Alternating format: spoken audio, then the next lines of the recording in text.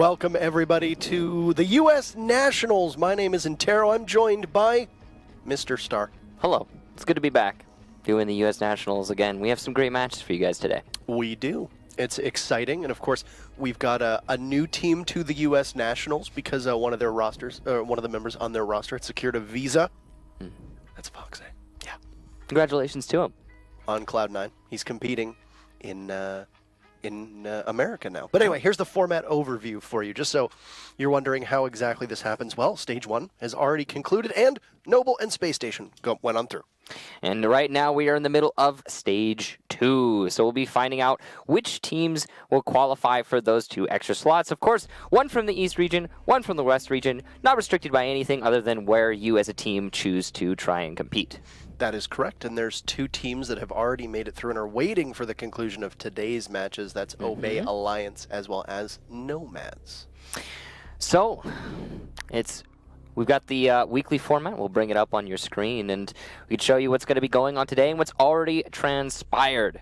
So we had the online qualifiers in which Apache went against Obey. Obey won that one, and then Nomads versus Sinister, with Nomads winning that one. So, as you see in the bottom right, there's your conference stage finals. We're waiting on the results of Cloud9 versus Mouse, and then Rogue versus Hyper. Those are today's matches. Yeah, and we'll be starting with that Mouse versus Cloud9 match, and then we will have the Rogue versus Hyper match second. So we have some pretty big names running for these matches today. Yeah, it should be pretty exciting. And then, of course, Obey plays the winner of Cloud9 versus Mouse, and then Nomads plays the winner of Rogue versus Hyper. Now, that's... As you can see, Nomad's currently in Challenger League. The others, except for Hyper, currently in Pro League. So you've got a good mix of teams that are, obviously quite well versed with playing one another. So it should be exciting to see how that shakes out. Yeah, it absolutely should be. We have some socials. Of course, if you want to follow Rainbow Six, you do hashtag R6USN. And that's going to be basically where you can give any feedback or talk about R6USN in the most concentrated way possible. Yeah. So, I mean, feel free to share that hashtag around. And but before we get into the matches, we got some rosters for you. Here's Cloud9's roster. Cloud9, Foxay, Mark, Laxing, Goddess, and Retro. So, of course, Foxay just getting his visa. He's going to be able to play in the U.S. And as you know, U.S. Nationals, only people inside the U.S. can play in this. So, they're finally able to compete. Congratulations to them. And they will be playing for East. Yeah, so I mean, from my understanding, the conferences don't necessarily align with where people are. They don't, no. You basically, as a team, from my understanding, you choose where you want to compete. Right. Whether you're, more Notorious B.I.G. or you're more Tupac, you pick, are you East Coast or are you West Coast? Right. That's where you state your allegiance. That's exactly it. Right. Perfect. Now, Mouse. Beastly, Vandal, Hyper, Vertical, and England. Last time we saw them on the show, England was going by the name Wet Meat. It was actually his debut on this roster, but now he's gone back to England. Was he really? He was... All right, well, hopefully, hopefully he'll stand true to his gamer tag of England. But Mouse Sports as a team are, of course, another one of those teams that compete in Pro League, and they've looked pretty good so far this season. I mean, this should be an interesting matchup for both of these teams. They're very similar skill levels. We just saw them compete against each other at DreamHack. We just saw them compete against each other in Pro League. Now they're competing against each other in the U.S. Nationals. These teams now have really run the gamut, playing against each other 3 times in the last couple weeks. And it's been pretty exciting because they're currently 1-for-1. So who's going to win this tiebreak? Yeah, and Mouse was the ones to win in the most recent match. It was in Pro League, of course. It was a pretty dominant victory, to be honest. Up there, I believe, if I'm not mistaken, it was a 6-2. Yes. And 6-3 actually on Clubhouse. Now this is going back to a best of 3, which did favor Cloud9 the last time these 2 teams met. So we'll see if that makes any difference whatsoever. It totally could. I mean, the best of 3 format versus the best of 1 format does leave a lot more open for teams with more diverse map pools to be the ones to persevere in the end. So when you can corner your opponent into a map that you just happen to prefer, and it's all of the results are based off of that, it can change the overall result. Right.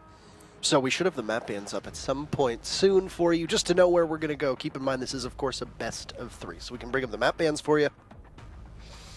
Here we have it on your screen. So Mouse looks like they're going to be banning first. And here we go. Oregon, Bank, and Border as the decider. Okay. So these are interesting matchups. We know that Cloud9 is very strong on Bank. We know that Mouse and Cloud9 are both very comfortable on Oregon, and Cloud9 has seen, after I think a bit of a disappointing run on Border, I think they've really picked it up as well. So Yeah. you've got two teams of equal skill level going to maps where they should feel pretty confident on all three of them. Yeah, and it's not the map that we saw last time these teams played against each other, so that, of course, being Clubhouse. So there's going to be some room for new stuff to shine through here in this matchup. Mm-hmm. I gotta say, I like the map ban for Cloud9. I'm not as sold on it for Mouse.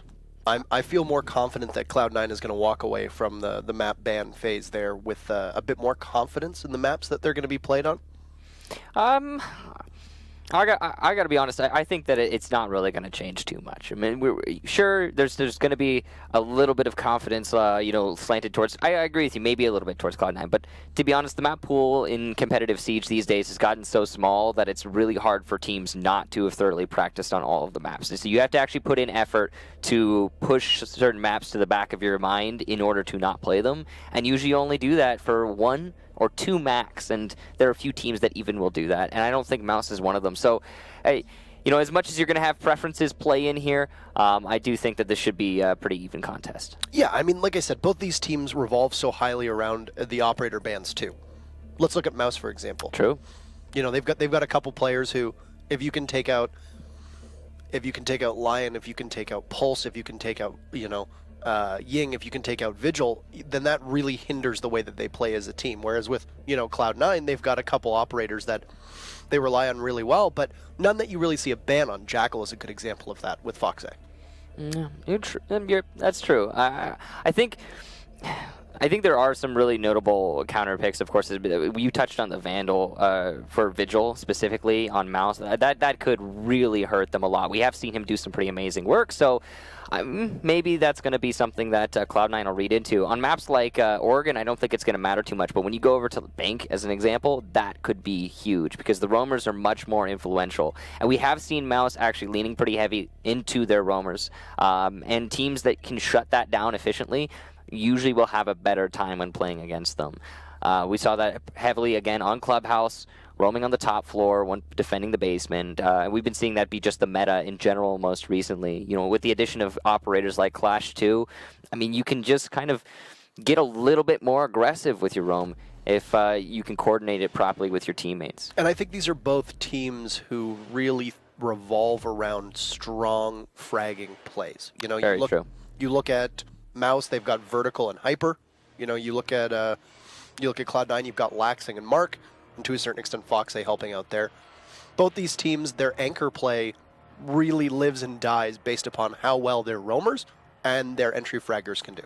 Yeah, I think you're right. And because of that, usually when you'll see this sort of mentality from a team, it'll also these teams will lean pretty heavily into momentum-based plays, where if they're getting the ball rolling in their direction, then they'll be able to keep kicking it and make it go all the way for a win. But as soon as it starts getting bumpy, then it can trip them up. So there's potential for one of these teams to get a little bit ahead of themselves should they maybe win map number 1, and then we'll see that third map come into play and the other team manage to pull it out in the end. We have seen that before from teams like this with the mentality of pivot around your fraggers. It's an interesting mentality for a team, and I think it's one of those ones that's actually starting to die off in the meta these days. A big part of competitive Siege in the now is allowing for each of your players to fill any role. You can have one support player play support dedicated, and then eventually the next day, then he starts fragging out. You need to have versatility, I think, and put a finger on one name in particular on roster and saying this is the fragger, that's a limitation. Yeah, absolutely. I mean, we've seen flexibility on both teams. I would like to see that C9 probably has a bit more flexibility and versatility, as you said, over Mouse. Yeah, I would agree with that. Mouse's roles tend to be, a bit more static. But yeah, when we head into a map like Oregon between Cloud9 and Mouse Sports, as we just get things underway with our first map here, I'm going to be looking at, like I said, that anchor play. Because Oregon, a lot of times, your roamers are going to be a little bit tighter to the site to assist your anchor players. It's not going to be as loose and disconnected a roam as on a map, say Bank, which is up next. Well, the thing is, we do see people try to force out roamers on this map, but it so often just does not work. It's such a hard site to roam on. It's not site, but just map in general. You know, when you do, it's predictable, and you're likely to be shut down pretty easily. But here we go, ban phase. Mouse first, though, will take out Lion, and then Cloud9 will ban Ying. Not a surprise there to see the Ying go out. It's one of Vandal's strongest operators, and I mean, a lot of teams will ban Ying no matter what, just because of the way she plays. Almost want to say that we might see a Vigil ban, but no, another roamer.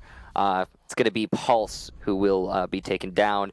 And that makes a lot of sense. Pulse on Oregon is one of the most efficient roamers. Usually, you know, Pulse fills an interesting role as an operator. A lot of the time, he'll be used as an anchor. Other times, he'll be used as a kind of a solo roamer because he can gather that information. On Oregon, he can do a bit of both. If you're defending the basement, then he can anchor inside of the laundry closet and call out the push down the main stairs. If you're defending top floor, then he can roam in the same area downstairs and gather information for himself to find the right situation to create a flank.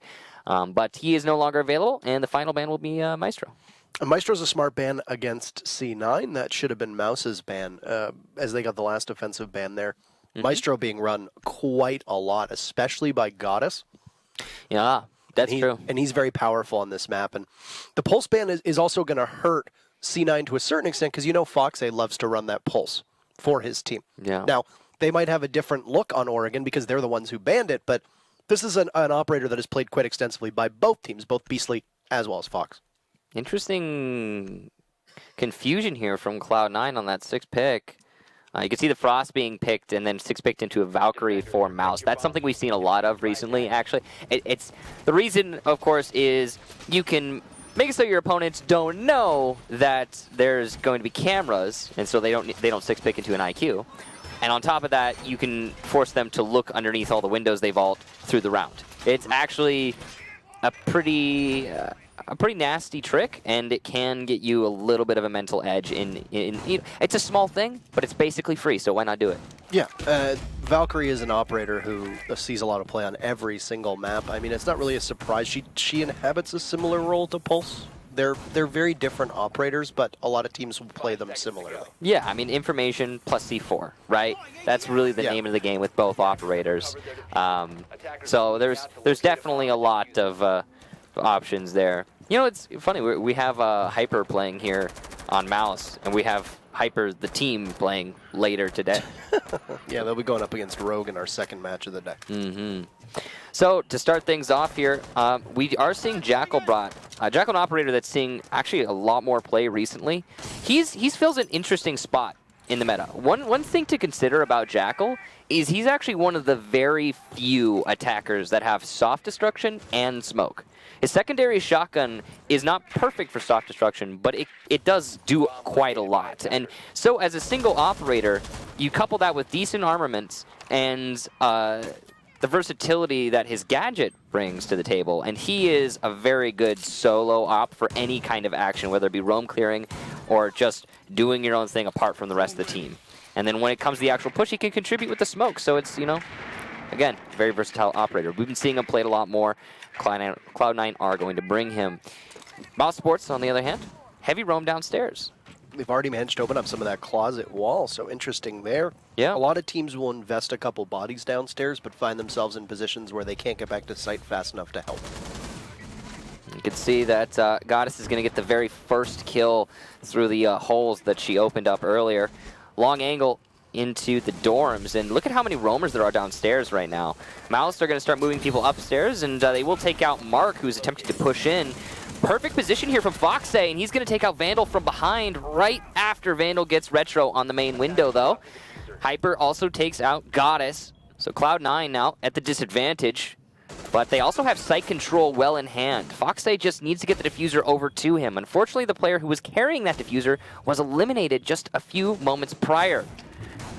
That's a big blunder. You know, you've got the Ash downstairs of Laxing just taking out England as he tries to do some remodeling to help, but in a 2v2, you're going to have to fetch that diffuser. Foxay was in sight for about 25 seconds with no presence whatsoever from Mouse. Just a shame he didn't have that diffuser. He's going to finally pick it up because no one from Mouse is seemingly aware that they had the diffuser down, and he will start planting inside of the dorms. Laxing unaware of his defender counterpart right in front of him, and Vertical will land the shot. Hyper as well. Foxay goes down, and Mouse Sports will take the first round. A good recovery there from Mouse. Laxing, I don't think it anticipated that there would still be yet another member of Mouse who was on a deep roam, and that was Vertical, who was playing at the bottom of the white stairs there. Just see, and that's absolutely fair. I got to be honest. There were too many roamers for Mouse in that round. They had 3 to 4 throughout the round underneath. I mean, it was all held together by Hyper playing on that Valkyrie, right? As he and the Clash, I think, were the only 2 members of the team that were actually tasked with being on site. And the biggest problem there was you have Vandal and Hyper doing all that work. If C9 can't get to the site in time and get the plant down, then Mouse can just keep rotating, and that's what we saw. You know, Vertical was allowed to just run freely without being checked. What ends up happening? Yeah. He catches Laxing as Laxing is trying to get back to the site to help Foxay plant. It is truly unfortunate. So, good job to Mouse that they managed to make that situation work in their advantage. Though I got to be honest, there were also just a lot of really small mistakes being made by Cloud9. For most notably, of course, the diffuser being dropped outside of the master balcony. That should have been a pretty easy plant. As soon as Foxay had control of dorms, the round should have been over. Yeah. I mean, like I said, Foxay was in sight for like 20 some odd seconds, and I'd say nobody longer, was even probably bothering to push him. Yeah, no, there was a good amount of control there for Cloud9, but it's all in the past now, and Mouse will be going to the basement for their next site. Dorms is locked. You're going to go downstairs to Laundry. This is probably going to favor the defenders to a certain extent, especially with Lion and Ying being taken off the board. Interestingly, that Mira was able to escape the ban phase because it was a Pulse and yeah, a Maestro who went down. We do see the Mira get banned quite a lot on Oregon, but we've also been seeing less Oregon play, or sorry, rather less Mira play on Oregon for some reason, even when not getting banned. I mean, there's a lot of teams that will say that because she's banned so consistently, that they don't always run strats around her because you expect a lot of times that you're going to be banned. They will have them. It's just I think that a lot of teams will perfect strats that don't involve her, and that's something that a couple teams have mentioned to me. And that's the thing as well. You know, when you start practicing outside of having a Mira, I think a lot of people are realizing that while Mira is a really versatile operator, she's also, well, okay, versatile is the wrong word. She's a very powerful operator, but she's the opposite of versatile. She's rigid, you know. And when you have a Mira window inside the closet, it's predictable that you would. And the one in the hallway as well, right there. And that just sets up a target, a known quantity for the attackers to try and counterplay. Once again, Foxay is just springing into action, putting a Claymore at the bottom of the laundry room stairs, and you see the Clash also playing inside a lobby. It's going to be or inside a meeting, just looking towards the door to lobby. It's going to be very important for Foxay to be able to get that because Capitau's a great counter. And Capitao, of course, with those asphyxiating bolts, will be able to kill the Clash with relative ease. Does do a little bit of damage there to Vandal, but not enough to actually secure the down or the kill. Lots of information here for Cloud9, and they are droning out this meeting hall, pretty focused on clearing it. Second firebolt. No kill, but you can see a lot of damage done to Vertical. So he will actually fall back to the site. Right call for sure. At one point, there were 3 bodies from Mouse playing inside a meeting hall. You had Hyper, Vertical, and Vandal up there. Vertical will get down and reset because their time is on the side of Mouse. This saw a pretty good angle that was opened up here inside a pantry. That was a joint effort of both Mark and Goddess to be able to get some of that open. Now, Foxay trying to take somebody out at sandbags on this rear stage. Knows that he's there, but can't get him. Yeah, some unfortunate misses there from Foxay. Hyper, really lucky in this situation to be able to still hold on to the meeting hall. Cloud9 are getting a little bit distracted here by taking this meeting hall. They've only got 45 seconds right now, and they need to make an actual push onto the site. Still have to deal with that mirror window. They don't have asphyxiating bolts, but Foxay will finally get Hyper as he, somewhat foolishly, tries to rotate into tower while prone. Now, you can see the use of Vandal's shield here just trying to slow up the attackers as much as possible, and he's done a really good job of it so far. 25 seconds of the round. That range is just grotesque on that as well. You saw how far away the Clash was to take that advantage. But execute will have to come in the final 15 seconds. Beastly positioned by the open wall, but they will miss the diffuser going down. Cloud9 manages to walk right into the site, get diffuser down. England trying to master that control of the SMG-11, but cannot through the main hatch. It's 5v2 right now for Cloud9. But Vertical will fight back, taking down Lax, and he's got to find at least a few more to help his teammate of Beastly as he attempts to rotate into the smaller closet. Beastly sees the angle but cannot land enough shots to take out Foxay. Retro will finish off Vertical finally, and Foxay, holding the corner, will get the final kill. Cloud9 take their very first round. And I mean, you got to think that this kind of setup would definitely favor the defenders, especially with how much time Mouse took away from Cloud9 inside of the meeting hall. You know, they weren't able to walk away with a kill until they got Hyper in the final 50 seconds.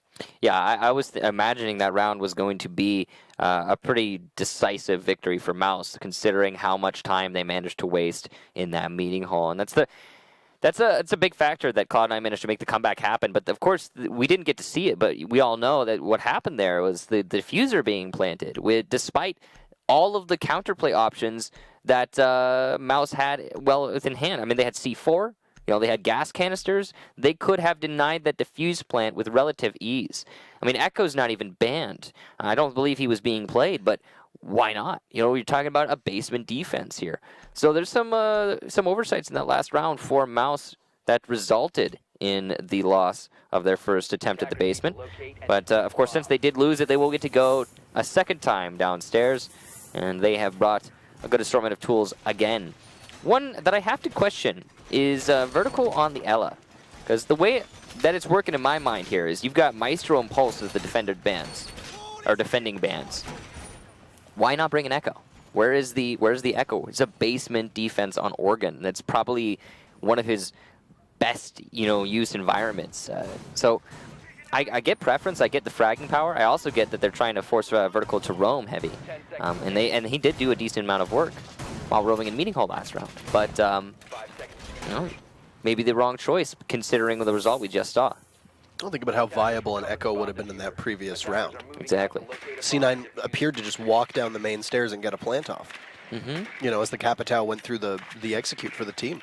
The funny thing is, too, that Fox had used both of his firebolts to try and get the shield, the Clash, and was unsuccessful. He did do some damage to Vertical, but quite a lot of damage to Vertical, forced the reset, but no firebolts for the mirror window, and still, despite that, just walking down the stairs using his smokes and going for the diffuse plant, it worked. And it seemed like they caught Mouse with their pants down, because Mouse, you could see it immediately scramble. It was Beastly that was playing on the mirror, just watching the hatch, and the diffuser gets planted, and there's an immediate pivot for Mouse. Well, one thing to note is Cloud9, after taking control of the meeting hall, they only had 30 seconds left, sure, but they were using those drops so well to distract Mouse Sports' defense. Yes. Some damage done here from Retro onto Hyper. About half of the Jaeger's HP gone. Unfortunately not able to nab the kill, so Cloud9 has at least forced Mouse Sports a little bit further back in the meeting hall, and that is worth talking about. Looks like it's going to be another main lobby take for Cloud9. They're just clearing out barbed wire, looking for the right opportunity. This time they've been a lot more efficient in their push, and they can take their time for setting up the plan. Yeah, so they've got time here, and I would be very, very interested to see how Mouse is able to kill as much time in comparison to last round. That Clash was so vital to be able to try and just wear down the time against C9. There could be a potential mark here, and then a spray through the breachable wall where Vandal is standing. Here it is, the mark and the teamwork from Cloud9. Vandal has been downed, but of course, it's going to need to be called out, and Laxing will go up the tower stairs. Foxay, elsewhere, did get a kill onto Hyper, so not securing him the first time, but the second time around, it managed to work. Vertical also yet again being lit up on his roam and forced back to the site and, I believe, reset. Yeah, so not quite as successful a job as being able to kill time this time around, as the only kill that's happening is on behalf of Cloud9 to take out the two members of Mouse. They'll smoke off the bottom of the stairs and now likely smoke off the mirror. There you go. And we'll see if Goddess can get this plant down without getting hit by a C4. Yeah. Might still be a C4 on the Bandit. They still have those gas canisters for England, and the gas canisters will start rolling out, as the smokes do as well. Well-placed smokes, but England's going to place his gas canisters as well. Goddess will be lit up on 25 HP, forced back, and finally finished off. Well done to England, denying the defuse plant with only 20 seconds. And now he's just going to need to hold onto the site without any gas canisters. You see Foxay trying to cover. Oh, the C4 perfectly placed, and another defuse planter goes down. Foxay doesn't have time to pick up his teammate. And it's actually Zofia, so he will be able to pick himself up. England going for the rush as this clock hits 0, and oh no, an Ella Gershmat! And the defuse will be denied. Oh, Mouse Sports take the round. Vertical, the unsung hero. I was very skeptical as to whether or not they would have the Bandit rotate to try to get the C4 off. It did come, but it was only after England was able to use all 3 of those toxic gas canisters. So, I mean, it did end up working out in the end. Vertical did almost nothing in that round. Except. And then... Yeah, and then almost, saves the round entirely by himself. Throws Guzmat in the right location at the right time on 0-0-0, and you can't plant the diffuser anymore. So, good job to Vertical. You could see him justifying that Ella pick single-handedly. After you had been a bit critical of it. Yeah, I mean, if we're looking at it objectively, the Yokai drone, the Echo, is probably the right call in that situation. But he managed to make the Guzmats work in lieu of those Yokai drones. So, props to him for that. The fairness factor, I mean, if we're going to say it, is that you cannot easily shoot a Guzmat mine as it's being thrown at you. It's a difficult thing to pull off, and shooting it before it detonates on the floor, oof. Whereas a Yokai drone, if it's not placed in a spot where you can't see it already, then the attackers are going to wait and cover for that. So, now that Mouse have successfully defended the basement, they are going to go back to the top floor. Of course, it's been 3 rounds since they defended the top floor the first, so they get to go back here, despite being successful their first go-around. So this is their preferred site, and if they manage to get this W, then they'll put themselves up 3-1. Now, the most important thing to note for me from the last time Mouse defended this site was that they were very off-site. They had about 3 to 4 roamers, give or take, through the round. And despite that, Cloud9 still struggled when they were pushing directly onto the site. I think there was just a disconnect between the entry frags and the support for Cloud9, right? Because even with those roamers, Cloud9 had control of the site very early. And they really weren't able to capitalize on that. It seemed almost as if the rest of Cloud9 was distracted with the roamers, despite not trying to clear them, and that's a problem. If you're not, you need to pick, man. If you're going to clear the roamers, then dedicate your team to clearing those roamers, especially considering how entrenched Mouse are downstairs, or stick somebody to hold the flank, and then everybody else focus on your push. Get the job done, whatever job it is that you're trying to get done. Just pick. Yep. So we've seen, this is going to be a very similar push to what we had from Cloud9 last time around. They've got Retro on the Blackbeard, so I don't think he's going to try to take the direct engagement the way he did his Jackal. And likewise for Mouse, a similar defense. Yes, especially with the Clash, and having the Clash play up at that big window, which is probably going to be a collision course with the Blackbeard of Retro. It's also going to mean that with the Jackal gone, Cloud9 is going to rely a lot more on Foxay getting both those smokes down. In the last round, when those 2 smokes did go down from the Capitao, they were immediately countered by England very successfully. Yeah. England, speaking of, first kill here for the round, and Goddess will go down. I think the Habana was able to open up the closet already, though, so job done. Not the worst thing in the world for Cloud9. They're still in the round very much so. Diffuser has been dropped yet again, and I'm worried a little bit because it seems like they're forgetting about it. Retro, a nice flick onto Vertical, who thought he had the upper hand there, but will in fact be eliminated. Yeah, that was a good read. And I mean, Retro's so patient on that Blackbeard. That's the way we see him used, is that he just holds those angles so well. Foxay, who's used, it looked like he was just going to try to use an asphyxiating bolt, almost ends up dying because of it. Takes some damage from the gas canister as well as from the shots of England, but England will be able to get away without losing that fight. Might have been able to do more damage with the bolt other than the gun. It was a bad push there from Foxay, but he could still recover from it. A nice angle being used from Beastly to finally finish off the Capitao, but as he goes for Mark, he will be shut down. Laxing there to support his teammate. Mark gets a double kill, and the last defender is Vandal, but he's on the shield. This is not an optimal situation. He does eliminate Retro, but shield out, and oof, that crossfire. Cloud9 will take the round, thanks to some great positioning from Laxing. Yeah, this is That was unfortunate for him. Now, we've said many times that this is definitely a site that you are capable of defending with 1 or 2 people, but when you're a shield and all you have is that 2-burst SMG, you know, it's very difficult to hold it down. I gotta be honest, Clash is a really powerful operator, but put into a 1vx situation, probably the worst defender to have. It's not great because... 1 versus 2 or anything greater, you're dealing with an easily established crossfire. You're not slowing more than one person at a time, and they're just going to get up close to you, hit your shield, and you're going to go down. Yeah. So, nice and even match, as we all, I'm sure, anticipated in something like a Cloud9 Mouse meetup. Much better coordination from C9 that time around. You know, they had the joint pushes coming from Generator on a big window with Retro, who was able to come in and, you know... He ended up dying to the clash, but I mean, it's your whole focus there as Blackbeard is to get in the building at that point to try to help the rest of your team. It ended up working out pretty well as a bait because that clash was going to have to come from an angle where C9's got coverage from both Generator and the top of White Stairs. So, top floor yet again here from Mouse. As they could go to tower or kitchen, but of course, if you're familiar with Oregon, you would know that those sites are dreadful. We're going to see, yet again, heavy roam emphasis placed down under the site. It's just curious that Mouse continues to do this, because Cloud9 have not put any thought into the roamers downstairs. Now, you could make an argument for that actually aiding the defenders and allowing them a lot more maneuverability, and that's true. But it also means that those defenders downstairs haven't really been influencing the outcome of these rounds to any great extent. The anchors of Mouse have been, I think, the mainstay and the reason that they've been able to win that top floor defense the one time that they did, which is, of course, the very first round that we saw. Well, Hyper ended up getting, 3 kills in that very first defense upstairs on dorms and did such a commendable job, right, of keeping it all in check, so. Yeah. He was definitely the star of the show there. But we'll see what happens moving forward.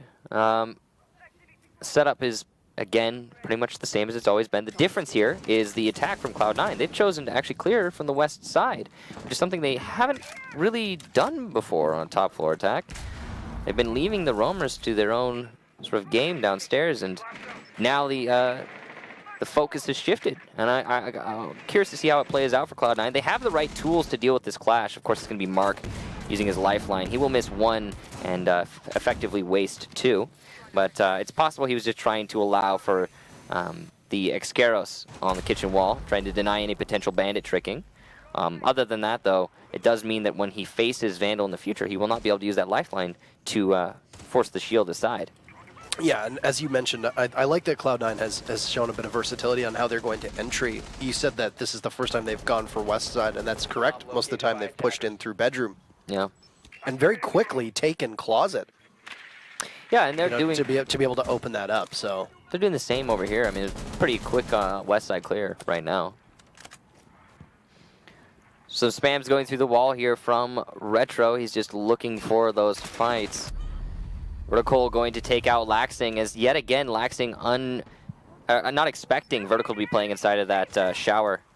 That's actually the second time in a row, as I said, that Vertical's just been playing that position. I'm really surprised nobody from Cloud9 is droning it, or that Laxing isn't checking all of his corners. Yeah, that's just a bit of sloppiness from a player who's usually so good, right? This we usually see Laxing commit very little mistakes. But it also has to do with the droning. I mean, here you have another attack operator. That's Mark, who's going to push in with no drones, allowing for Vertical to get another kill. Vertical's going for more on the window, but he will lose to Retro, and Fox A also takes out England. So Cloud9 able to bring it back in their favor, well, at least somewhat in their favor. They only have 15 seconds to go for the plant, and 2 very lit attackers in Goddess and Retro, but the diffuser's being planted, and Beastly doesn't seem keen to deny it. It goes down, and Beastly now aware of the situation. He will actually die to Goddess, who vaults after planting. Vandal gets another kill onto Retro, but he is still very lit. The Clash will die with relative ease. If the C4 should hit, it's going to make Mouse Sports' job a lot easier, but Foxay will take out Vandal finally, and he's in the perfect clutch position on that west window. Hyper seemingly aware of this, but oh, the vault into the Claymore, and he will go down. Foxay doesn't even need to use his exceptional gun skill to win the round. Cloud9 will take it. Paul, what are you thinking trying to dive out on top of a Claymore like that? You gotta know better. So Cloud9 ended up taking Dorms 2 times. They lost the first time around, and I think that was because it was a bit of an odd setup from Mouse, as you mentioned. Just the sheer amount of roamers was staggering. And then, having the hold down of Hyper by Armory and by Master, I think that was, pretty important. So, hey, and then Laundry Room was also an interesting bag, and we'll head to the second half with C9 up 3-2, and they'll go to defense. Now, this is going to be the real test to me for Mouse, is because, so much of the way that Cloud9 plays revolves around that roam game, as we will say so many times, and Mouse's entry fraggers on Vertical, Hyper, and somewhat Vandal are usually so good at being able to find people. Their matchup, like last week in particular, comes to mind, where they were able to just jump into the fray and be able to win all their gunfights. Now, one thing that's been a bit of a problem for Mouse is they haven't been winning their gunfights really at all, on top of the strategy falling apart a number of times on this map. Yeah, and one thing you touched on there, I definitely agree with for both teams, is that they have a big emphasis on the roamers. Mm-hmm. And that worries me just ever so much, because what we just saw from Mouse in that last round was that they were roaming 3 people under kitchen, and they've done that now 3 times when they were defending the top floor. That's a forced roam game. And it did little to nothing, it seemed. The only time we had it actually influence the outcome of rounds was when individual performances would just shine through and overlap everything strategy-wise. So I'm worried that the same will happen to Cloud9. I'm hopeful at the same time, though, that they're going to be able to read the actual defense and not try to just roam for the sake of roaming, because that does not work, as is evident by the current scoreline. Now, they're going to be going to the basement first, which is actually counter to what Mouse decided to do. They went top floor 3 times and basement 2 times. And I can't disagree with this strategy. I would argue that the basement is more versatile for your roamers, because you have direct routes to retreat to the site that are less exposed. If you're trying to come back up as a defender, as a roamer, then usually there's an attacker who's going to be in a position to cut you off.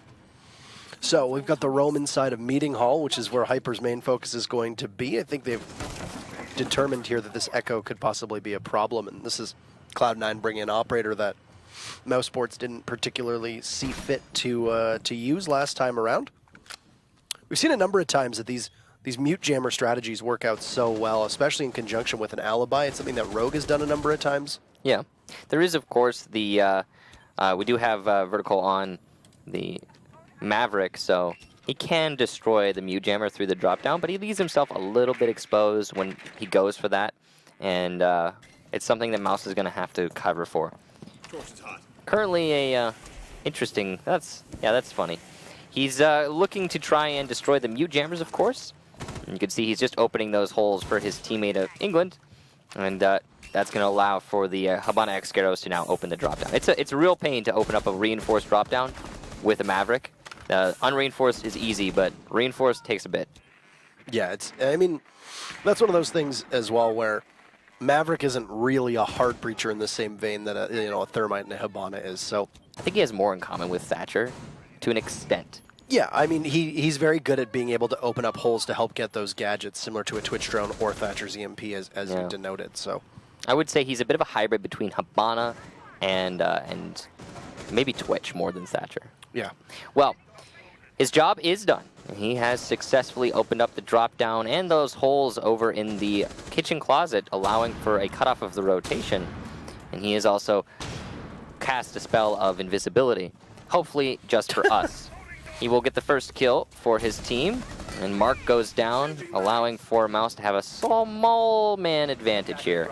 Apparently, this invisibility bug is not just for us, so it's very possible this might be a rehosted round. But Vertical will drop down and take out Laxing. Foxay and Goddess respond immediately, and Vandal there to push into Foxay. Goddess, though, with the shotgun, doesn't need a mirror window, has the great proximity play of this weapon, and holds her flank and lands the final shot. So Cloud9 will win it, and we'll see if that's going to be a rehost. Though, to be honest, I don't know. It's an admin call, so keep that in mind. We'll wait and see what they say. But since the team that was playing against the, I'm just hearing in our ear, so it will be a rehost. But will it be the round counting? We'll find out. The round does not count, apparently, which is kind of weird, considering the team that... It was Mouse who was invisible, right? Yeah, and they lost. And then they lost it. So, I mean, even with Mouse having an invisibility, I mean... Well, it's the admin's call. It's not our call. Admin's call. So they've determined that because that is the way it plays out, that we're going to have a rehost, and we'll go back in just a moment here. So, But that round, the way it was playing out was pretty typical. I mean, they cleared out for the main lobby. They opened up the drop down. They did a really good job of clearing out those mute jammers underneath the drop down. Yeah. That was a big hurdle, I think, to get over. And from there, the take kind of fell apart when they went for the actual site push because I feel like it got disjointed. They weren't focused on the objective per se, more just fragging, which was what ended up calling them. well, we're going to toss to a break while all this gets sorted out. We'll be back in just a couple minutes. We'll see you then.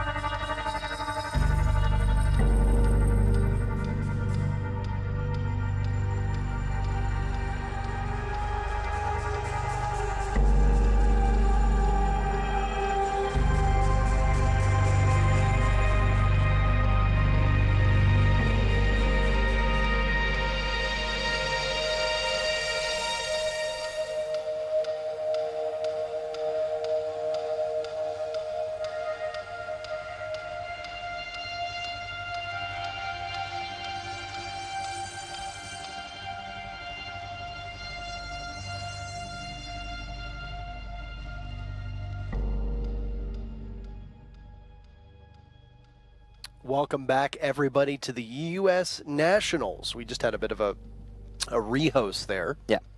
And if you're coming in, it's currently 3-2 in favor of C9.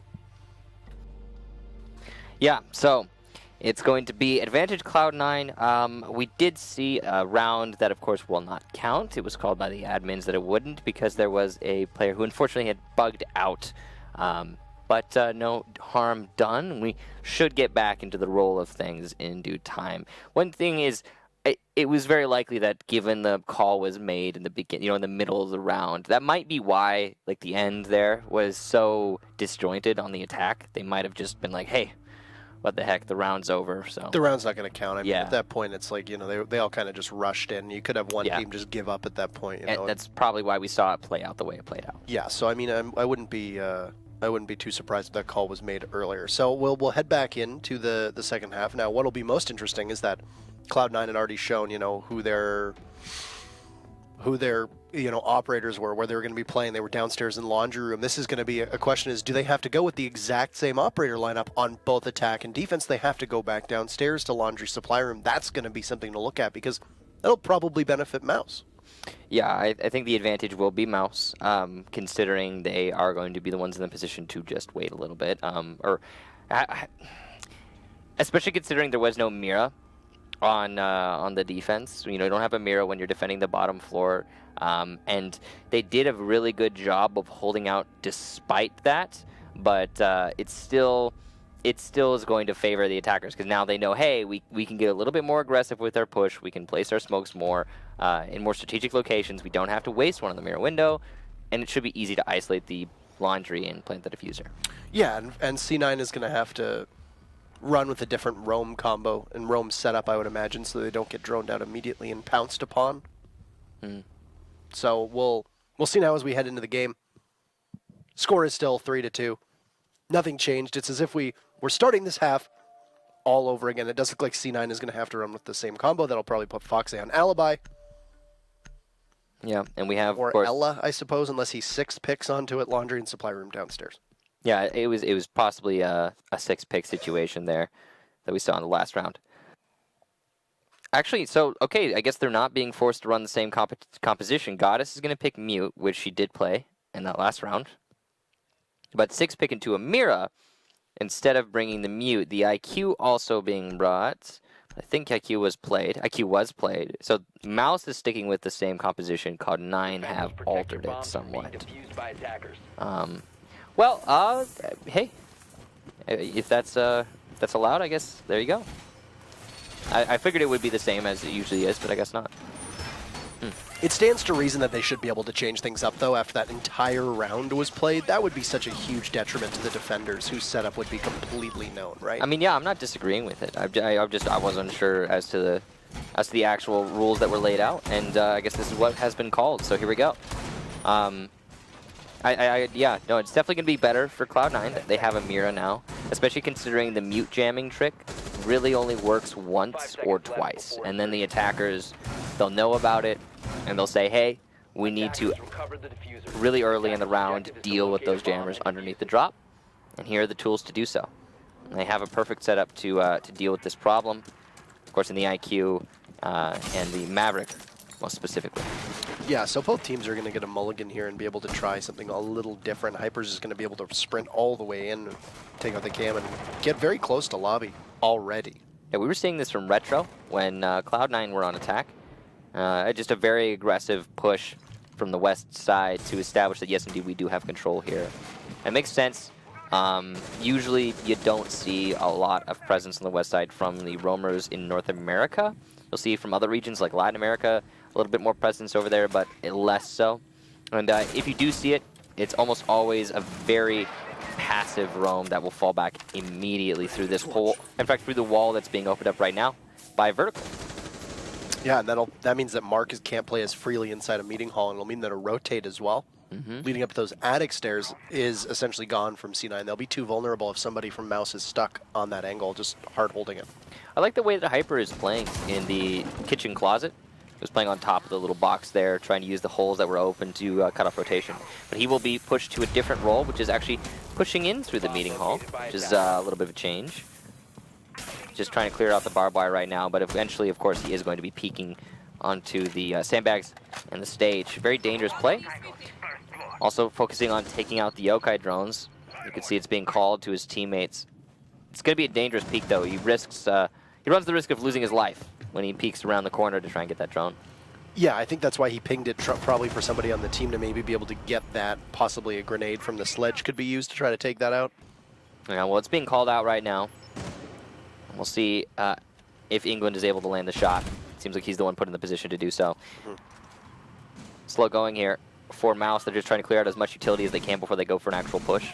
Goddess, of course, set up with the C4 to counter the defuse plant. Foxay with the Guzmat mines, waiting for his opportunity to do as Vertical did when the Mouse were on defense, deny that defuse plant using a Guzmat mine. It's a hard thing to do, but you can pull it off for sure.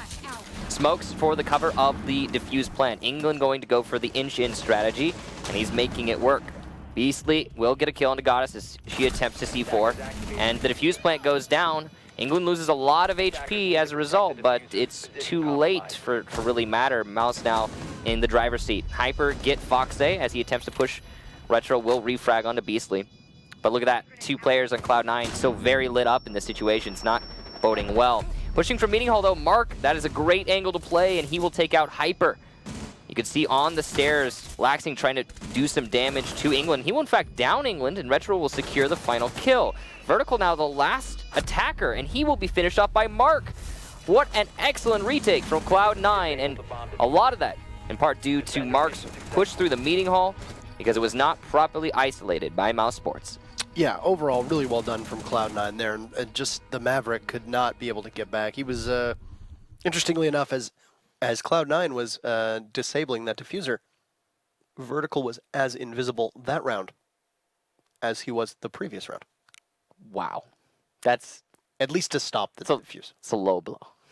Vertical was doing his job perfectly well. He just wasn't there to stop the play down, especially when a 3v1 that's... No, but you're right. That's really difficult for him to be able to walk away from. He missed his first couple shots on Mark playing inside a Meeting Hall, and I mean, that falls directly on the shoulders of the rest of his team to not be able to clear out Meeting Hall. Yeah. I mean, he missed all of his shots onto Mark. You know, Mark was on 1 bullet's worth of HP. He would have died to anything. And that's what I said earlier on, is that there's been a pretty, you know, a pretty glaring hole that Mouse has been trying to dig themselves out of, which is that they cannot hit those shots. Yeah, they've been struggling. They're losing their gunfights 1v1 in so many instances. I don't know what it is, but I mean, it doesn't help when you've got a frag-heavy team such as Mouse who relies so much, usually on a couple players, to pull the weight for the rest of the team. You got Cloud9 who've also got very good shots. You need to be able to hit those shots in order to keep pace with your opponents. Now, Cloud9, unfortunately for them, they were not given the round previously when there was the right before the rehost, but they'll get it back anyway. Yeah, I think rightfully so. That was a solid defense. They did not manage to deny the defuse plant, but they did a really good job of retaking post plant. So props to them for that. Again, a lot of it for me was Mark in Meeting Hall, and that all comes down to what you talked about, which is Mouse Sports not isolating nor clearing that Meeting Hall properly. Steps to the process, and they were just skipped, unfortunately, for Mouse. Now they're going to go to a top floor attack. This is their very first time attempting this, as it is also Cloud9's first time attempting to hold it. So there is room for a potential comeback. Let's say comeback. Cloud9 are only up 2 rounds right now, but it's pretty substantial actually in Rainbow Six. You know, it's odd to think about, but in some other, you know, games such as this, I mean, the round count, you can win 2-3 and have the same impact as 1 where we have here. Yeah, I think that this is still anybody's game. Goddess is going to take an engagement, look for a second, but be outdueled. That's a good one for Mouse to start things off, and really, I mean, you take that engagement as Ella because you know you can almost always win it with the Scorpion at such close range, but it's a big gamble. And then when you don't.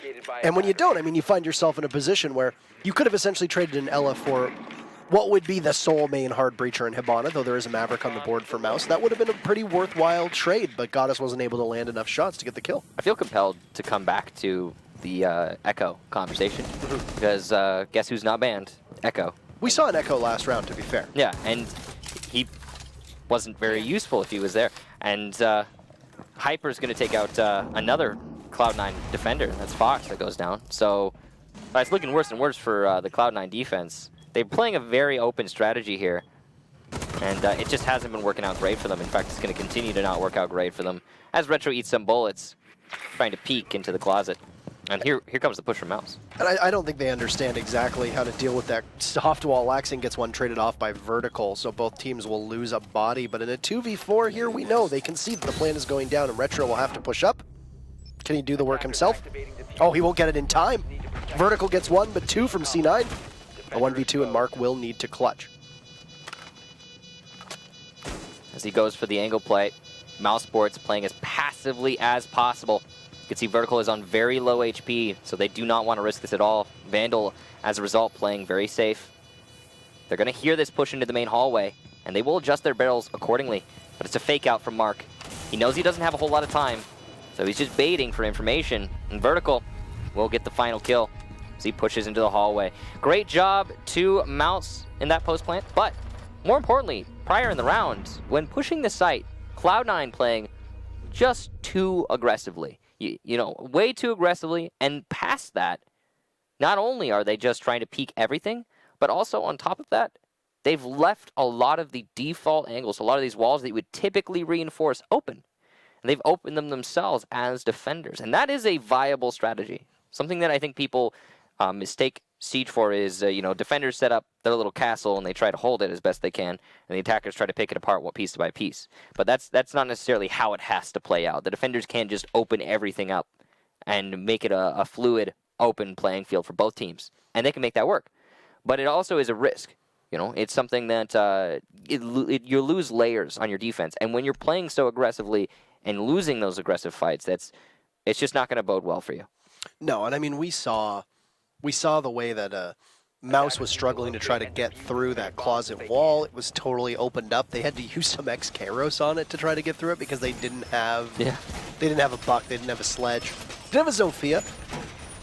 But I'd suspect at that point you're better off using those explosive grenades from her lifeline. Maybe somewhere else. You don't really need it to get that wall open. So it ended up hanging them up for about 15 to 20 seconds and had to go to some destruction with their rifles rather than their gadgets.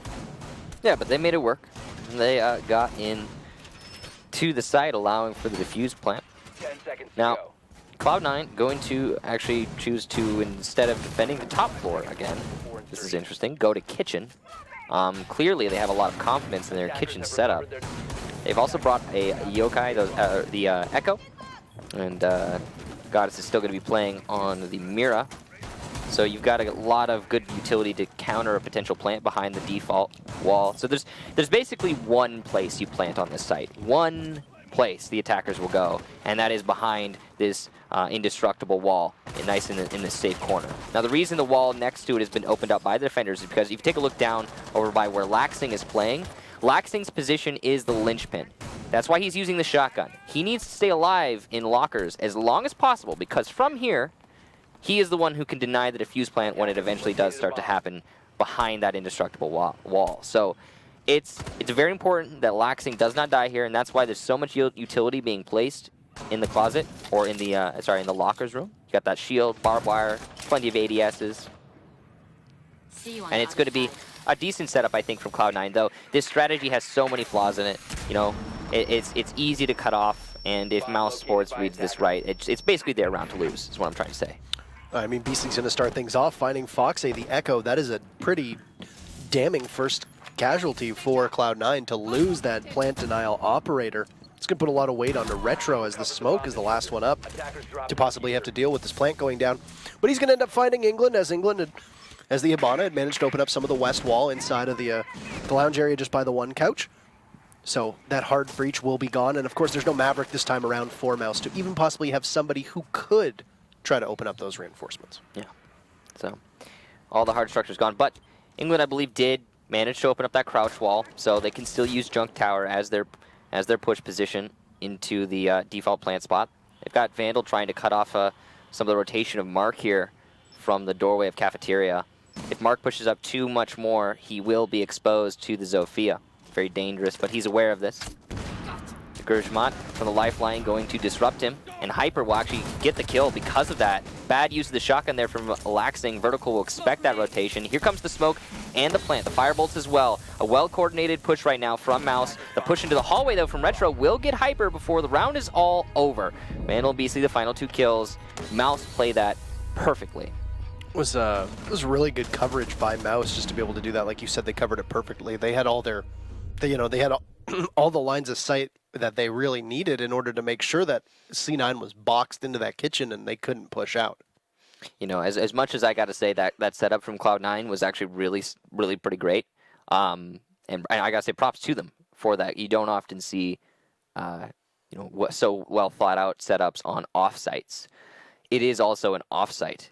And the most important thing is that you're putting yourself at a decided disadvantage when you're going to a bomb site like that, no matter what. Yeah. And I said at the beginning of the round, and I'll say it again, that was Mouse's round to lose because they were attacking the offsite, and they just didn't do anything abundantly, bad, and because of that, they won. It's that simple.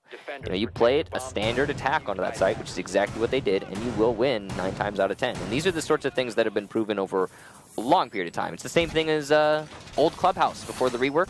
You don't roam on basement defense. People have tried and failed many times, but it's just one of those things. So,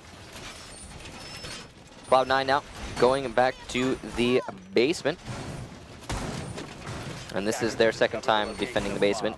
The first time was, of course, the only round that Cloud9 have successfully held anything on this map so far.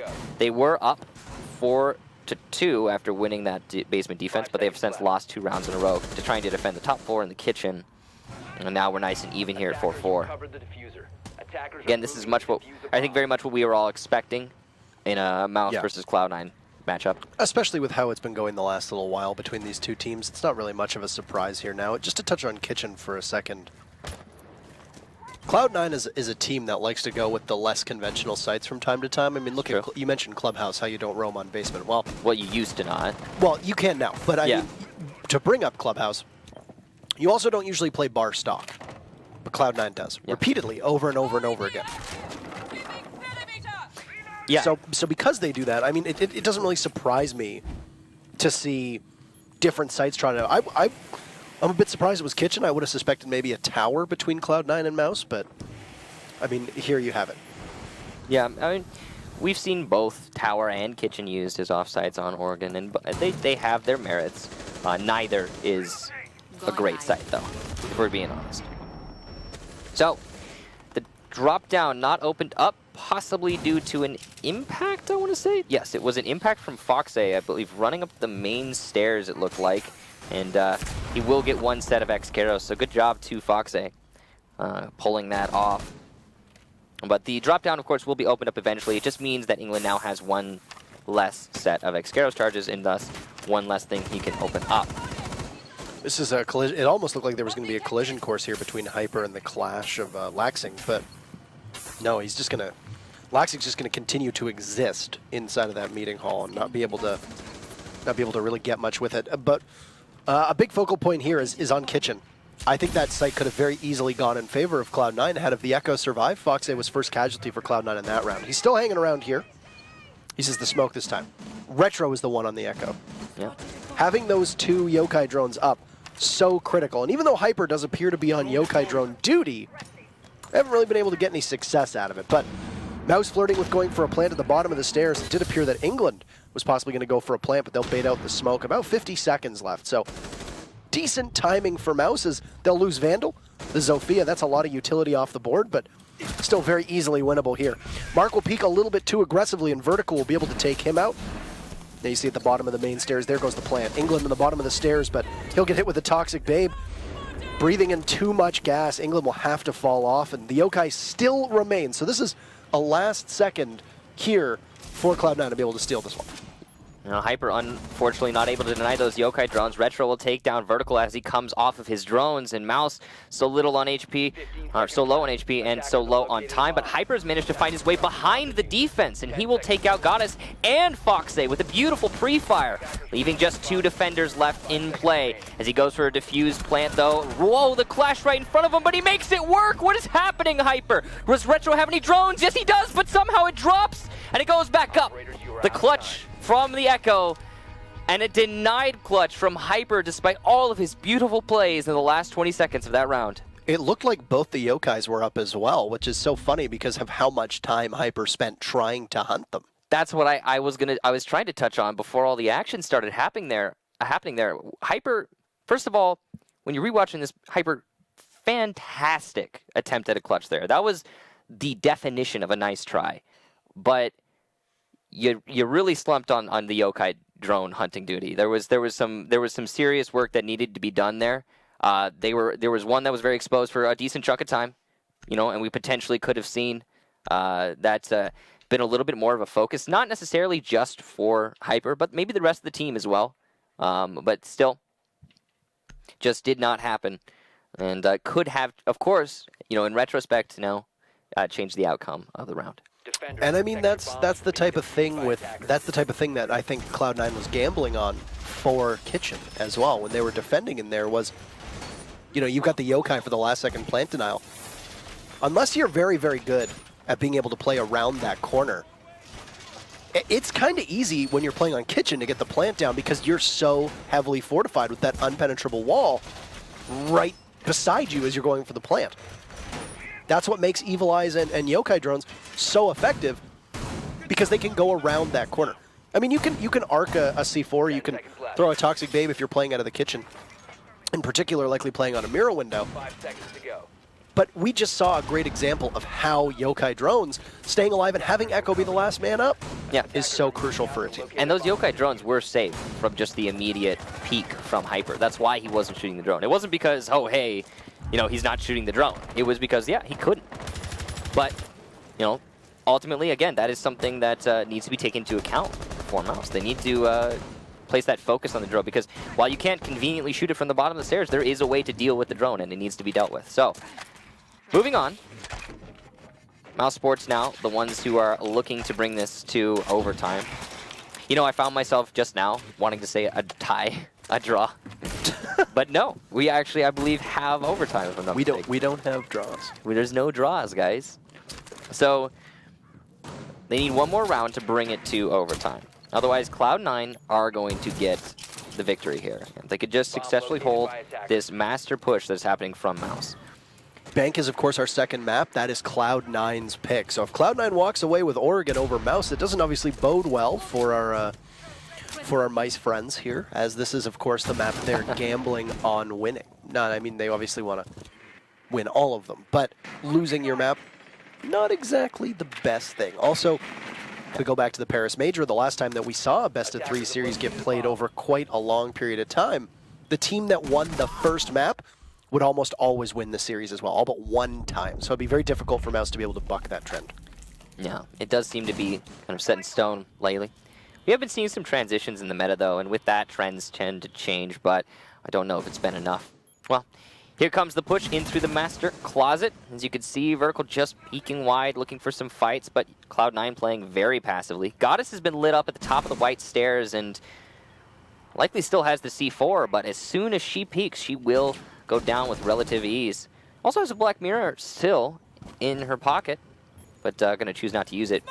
Seems like she's going downstairs to try and deny this push from below. This actually might work out great for Goddess if she times it right, but here comes the smokes from a Mouse and the push as well. BC takes out Mark. The C4 will miss from below. See another downed defender upstairs. That's Retro, and he's finished off by England. Vertical has been down as he attempted to push in to Generator, and from the top of white stairs, Hyper will eliminate Goddess. Great positioning here from Mouse, and Cloud9 have lost control of their sight. Laxing and Foxay both going to have to retake from below. Foxay missing his shots, unfortunate. Just a few feet away from getting a kill there. Hyper gets Laxing, leaving Foxay in the 1 versus 5 in the post-plant scenario. This is not an easily winnable situation, and he will eat some bullets from above before trying to push his way to the main lobby stairs. He's definitely hurt here, and he will miss the flick onto the Habana, but eventually finish off England before Vandal is able to shut him down. Mouse will push us to overtime. Of course, these teams need overtime. Of course, Cloud9 needs overtime, really, more than anything. They are very much an overtime kind of team, taking their sweet time in order to close out these matches. And now we'll see where the coin flip will land as to whether or not we'll have Cloud9 defending twice or we'll have Mouse defending twice. That'll be something interesting to watch. Now, I mean, so far we're looking at Mouse and Cloud9. 4 of the 10 rounds have gone in favor of the defense. That's 6 for the attackers. So it's kind of a wash here as to who's doing better, because there were a number of times on both attack and defense that I think that we can say quite confidently it could have gone either way. Yeah, I'm not looking at this and thinking to myself that, hey, if one team gets defense or attack when they go on to overtime are going to struggle more or less. It's not really going to change the outcome too much, in my opinion. I'm more thinking that it's just yeah, it's going to come down to the back and forth flow that we've been seeing, and whoever just happens to be in the driver's seat, because it's been them both swapping a lot on this road trip, and it seems like that's going to be the continued trend for all of the maps we see. So continuing with the road trip line of thinking, we'll see which team will be able to cruise to that victory here on the first map before we head to bank. I mean, Yeah. I've liked what we've seen from. I've honestly liked what we've seen from both teams so far. Both teams have made a litany of mistakes. We've seen disjointed roams. We've seen the inability for teams to be able to entry correctly and in coordination with one another. You know, you've seen Cloud9 in particular a number of times that I recall they would end up trying to defend where one would rush in and then die, and then the next would rush in the same spot and die, and Mouse is just there to be able to greet them, and I think that's been Mouse doing it quite well, especially Hyper, who's been having a really good game, not just statistically, but also getting very valuable frags. Attackers are moving out to locate a bomb and defuse. No, I mean, there's been a lot of standout performances, yes, like Hyper. Nice try on the clutch as well from Hyper when attacking the basement previously. You know, if that had been a successful clutch, we would now see this be a Mouse map in the first one. So, did not happen, but it could have. Hyper yet again, very aggressive push through the west side, already cutting off rotation from the meeting hall in the main lobby. Usually you see this done from the front door, but not so here. This is interesting, a spawn peek of sorts. I don't know if you could really call it that, from Laxing as he's playing at the top of tower. Here's the nade and will back away. That was a nicely lobbed nade from Vandal, but it did end up missing the mark. Yeah, and then speaking of missing the mark, he'll miss it with his drone as well. A bit of a rough stretch there for him. Yeah, some wasted utility and some wasted time. The time is the real killer here. A minute has gone by, and I mean, first kill is going to go to Mouse's favor, though. Hyper, who's been so good so far today, will find one onto the Jaeger. That was great coordination there from Vertical and Hyper. You saw Vertical open the hole and Hyper get the kill. I love the way that they're doing that on top of the box inside of that closet and kitchen. It means it's a lot harder to headshot the person playing through the hole. Now, Hibana Xcaros going on to the mirror window, but it will be impacted, if I'm not mistaken, by Fox. He has another impact, so he could potentially deny this once more, but it seems like he's not in the right position, and the Hibana Xcaros will actually detonate, and the mirror window is open. That was a bad call for the rotation there of Foxay, but all done now. And it's going to make the defense for Cloud9 that much more difficult. Yeah, I mean, holding on to this site without the mirror window there is really detrimental. Now, they're acing the holes. They still have an Echo remaining. We just saw them on this site with the Echo, being able to do great amounts of work, but England is hidden amidst the shroud of smoke, and will get the defuse down very successfully. It's a big miscue from Cloud9. Yeah, the Yokai drone being placed too passively, but Cloud9 has done this retake once before, and they're going to try for it once more. You see England gets a kill and a second one as Laxing misses some important shots. Goddess also managing to get one for herself for Vertical and Vandal. Look at the final two. That push from behind from Vandal was perfectly timed. You can see just holding on to that meeting hall. That is the big thing, the big difference maker for this round. The previous rounds when Mouse was attacking the basement. This time they decided to hold and clear the meeting hall. And that meant that the roamers that were trying to late flank from Cloud9 were shut down. I mean, the bigger issue was they lost map control so early on. You know, it took a minute. I was saying, right as I was saying, oh, it took about a minute. Mark ends up getting pinched. And I mean, Mark has been so pivotal for Cloud9. Being able to exist in meeting hall, being able to play over top of the hatches, get back to site and help out. Just him being there has been able to waste so much time. Yeah, absolutely agree. And, I mean, I think the lack of emphasis placed on that meeting hall for Cloud9 actually really came back to bite them. Where we saw Mouse Sports when defending the basement, what they did is they tend to play a pretty hard hold of that meeting hall. And if Cloud9 wanted to clear it out, they really had to put a lot of work in to do that. But all said and done now. The Yokai drone placement also from the defense in the last round was just a little bit too passive. Cloud9 could have played that a little bit, you know, maybe somebody in a position to hold the pixel spot, or otherwise known as the Inshin spot, you know, the stairs. It's a very strong plant spot if you know that your teammate, your opponents are using their anti-plant conservatively. 5 seconds to insert. So, Mouse going back to the top floor. And the way that they've been holding this is roaming pretty heavily downstairs. They'll put 2 players usually on the anchor up in the site, one at the top of white, usually one in dorms, and all the rest of them, the other 3, will be roaming underneath the site. And it's seen mixed results for Mouse so far. They've managed to make it work the first time they tried, but the other 2 times Cloud9 were successful. So Cloud9 probably going to push us to 6-6 if that trend continues. The attackers is continuing to stretch out, as you mentioned, exactly how many they've won. They've now won 7 of 11 or something along those lines. So, anywho, here we have C9 deciding that the west side entry is not going to be quite what it was the last time they went to that side of the map. They'll just push right into Master, get the closet open, and that'll be all of the X-Caros. For those of you that are tracking at home, Goddess will have no more hard destruction left after that. And Cloud9 will have no more hard destruction either afterwards. Now they have control over the armory.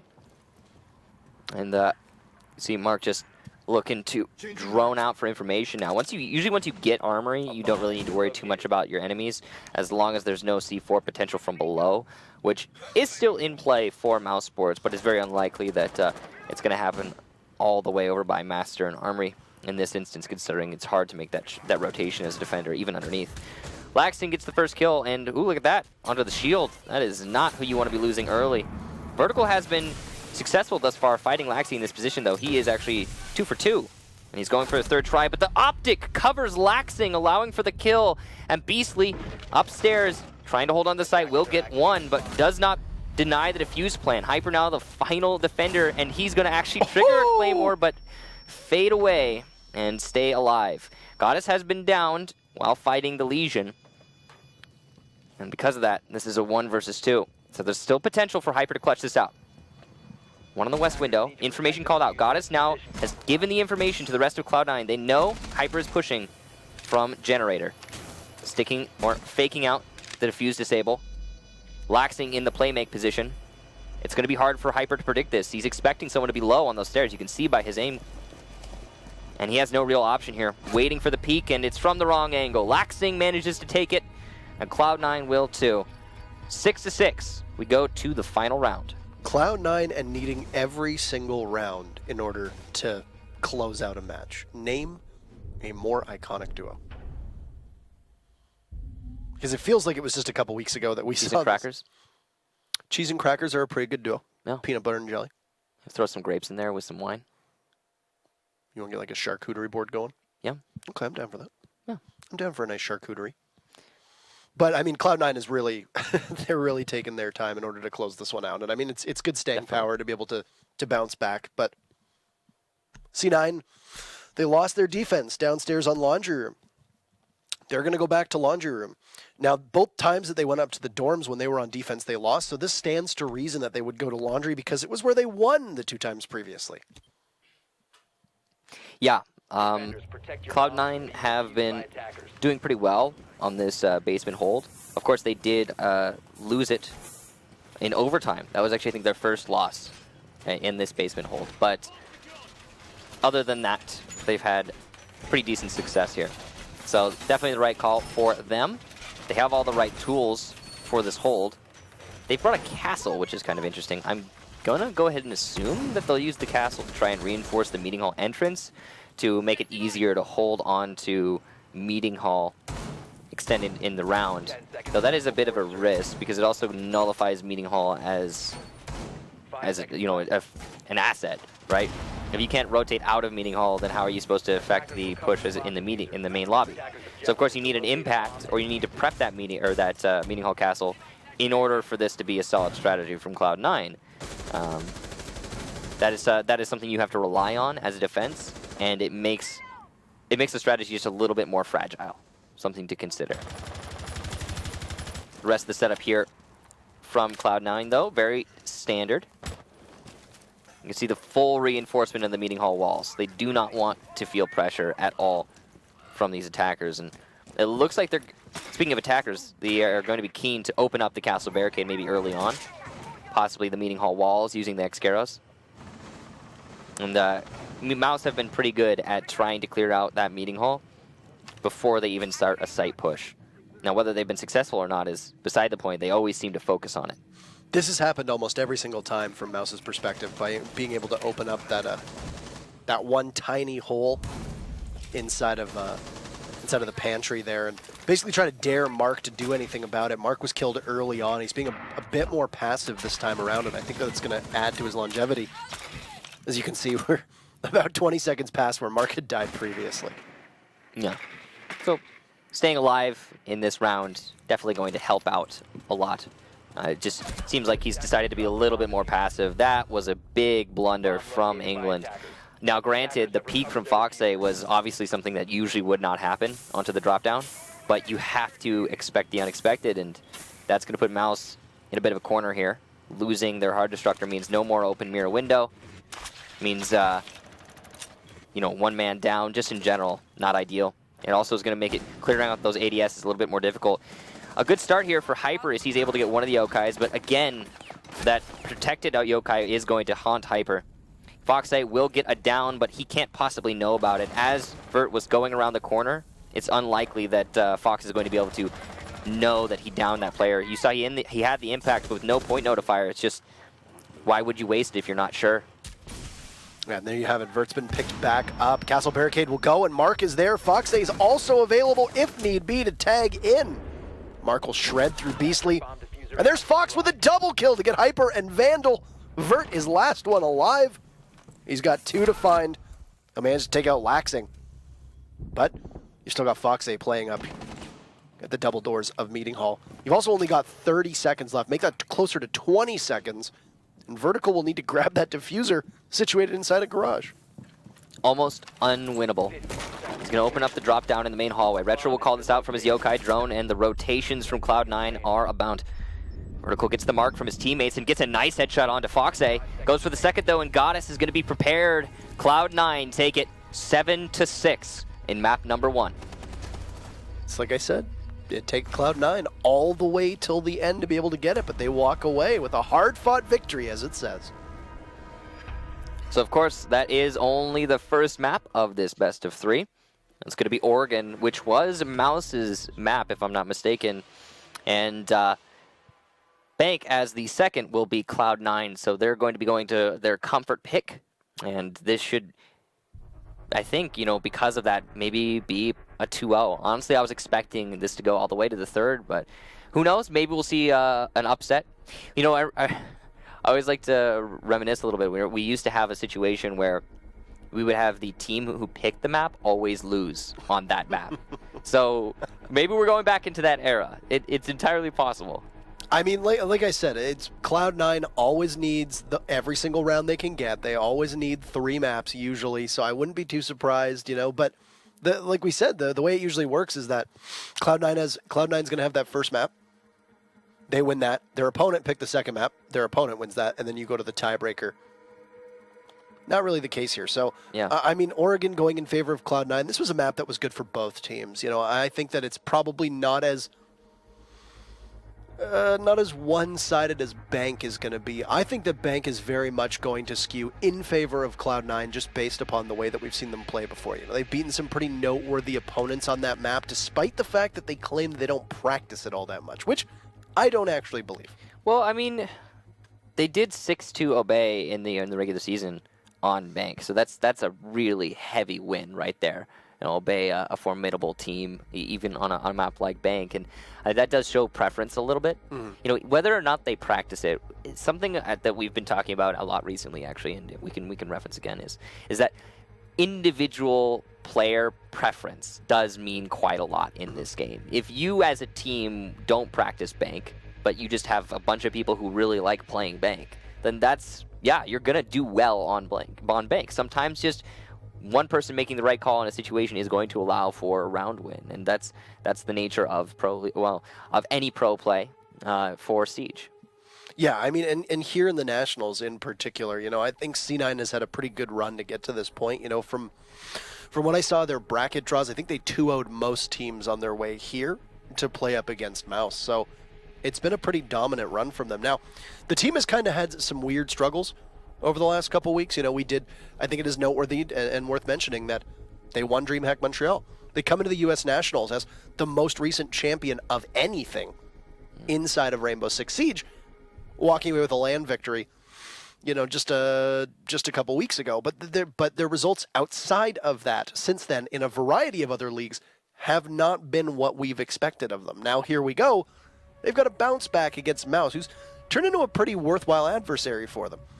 When you head to Bank, I think one of the things that both teams are going to benefit from is, I hate to say it, and I hate to say it over and over and over again, is the way that the players, as you mentioned, if you like playing Bank, you're going to do well.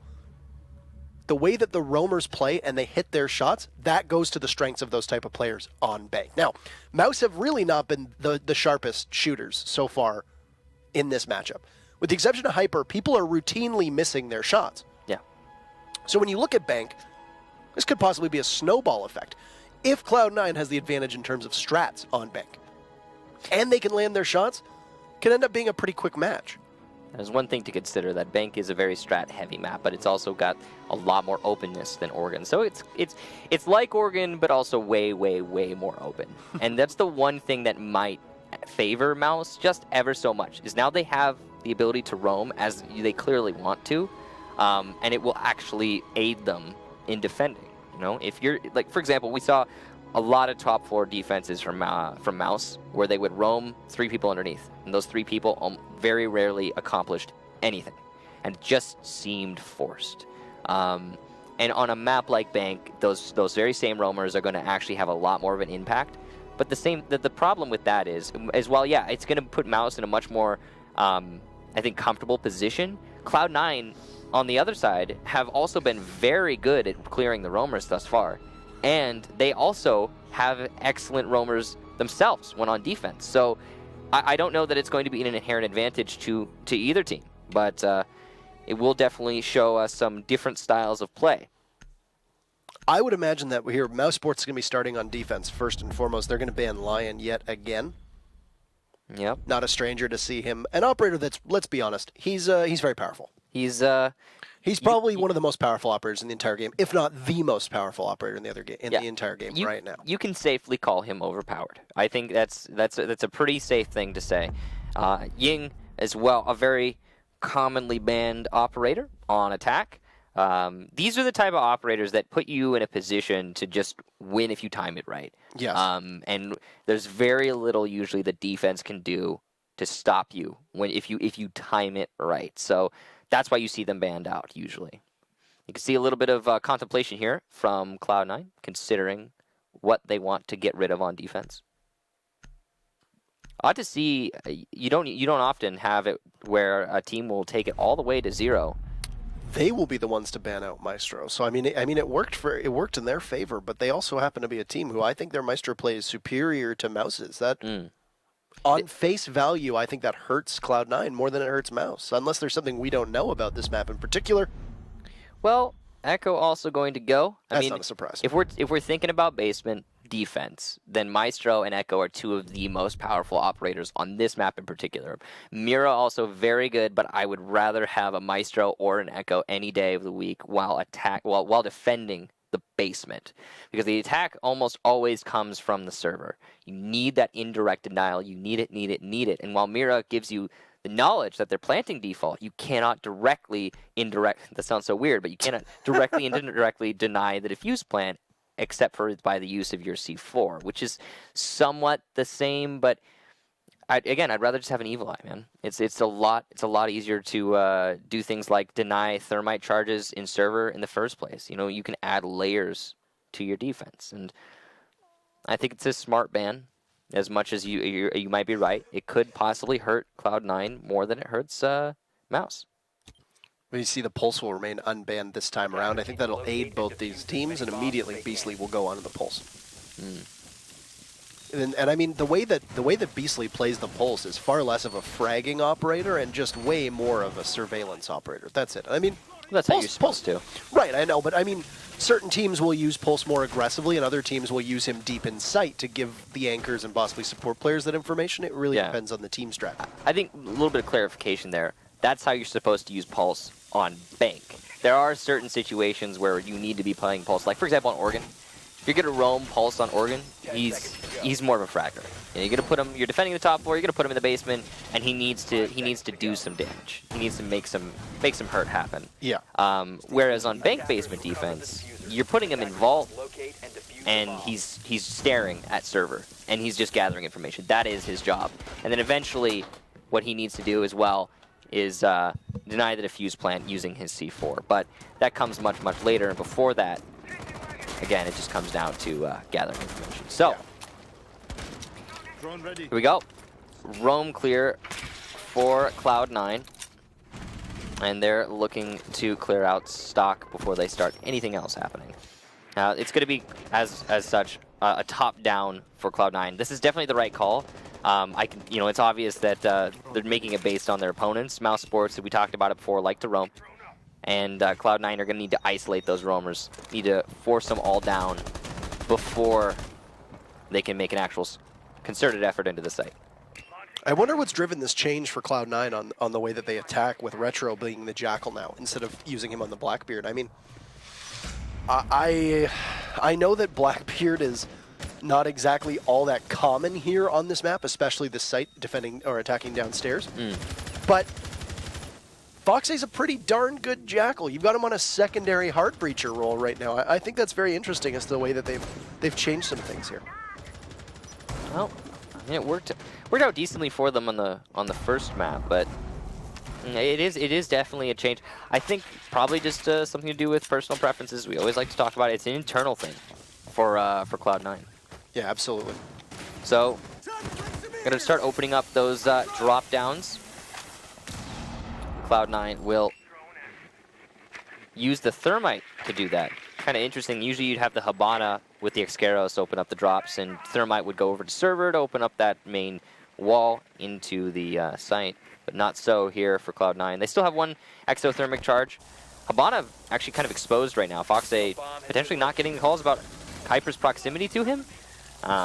But somebody needs to keep their barrel pointed at the Ela, otherwise you could expect a push from Hyper.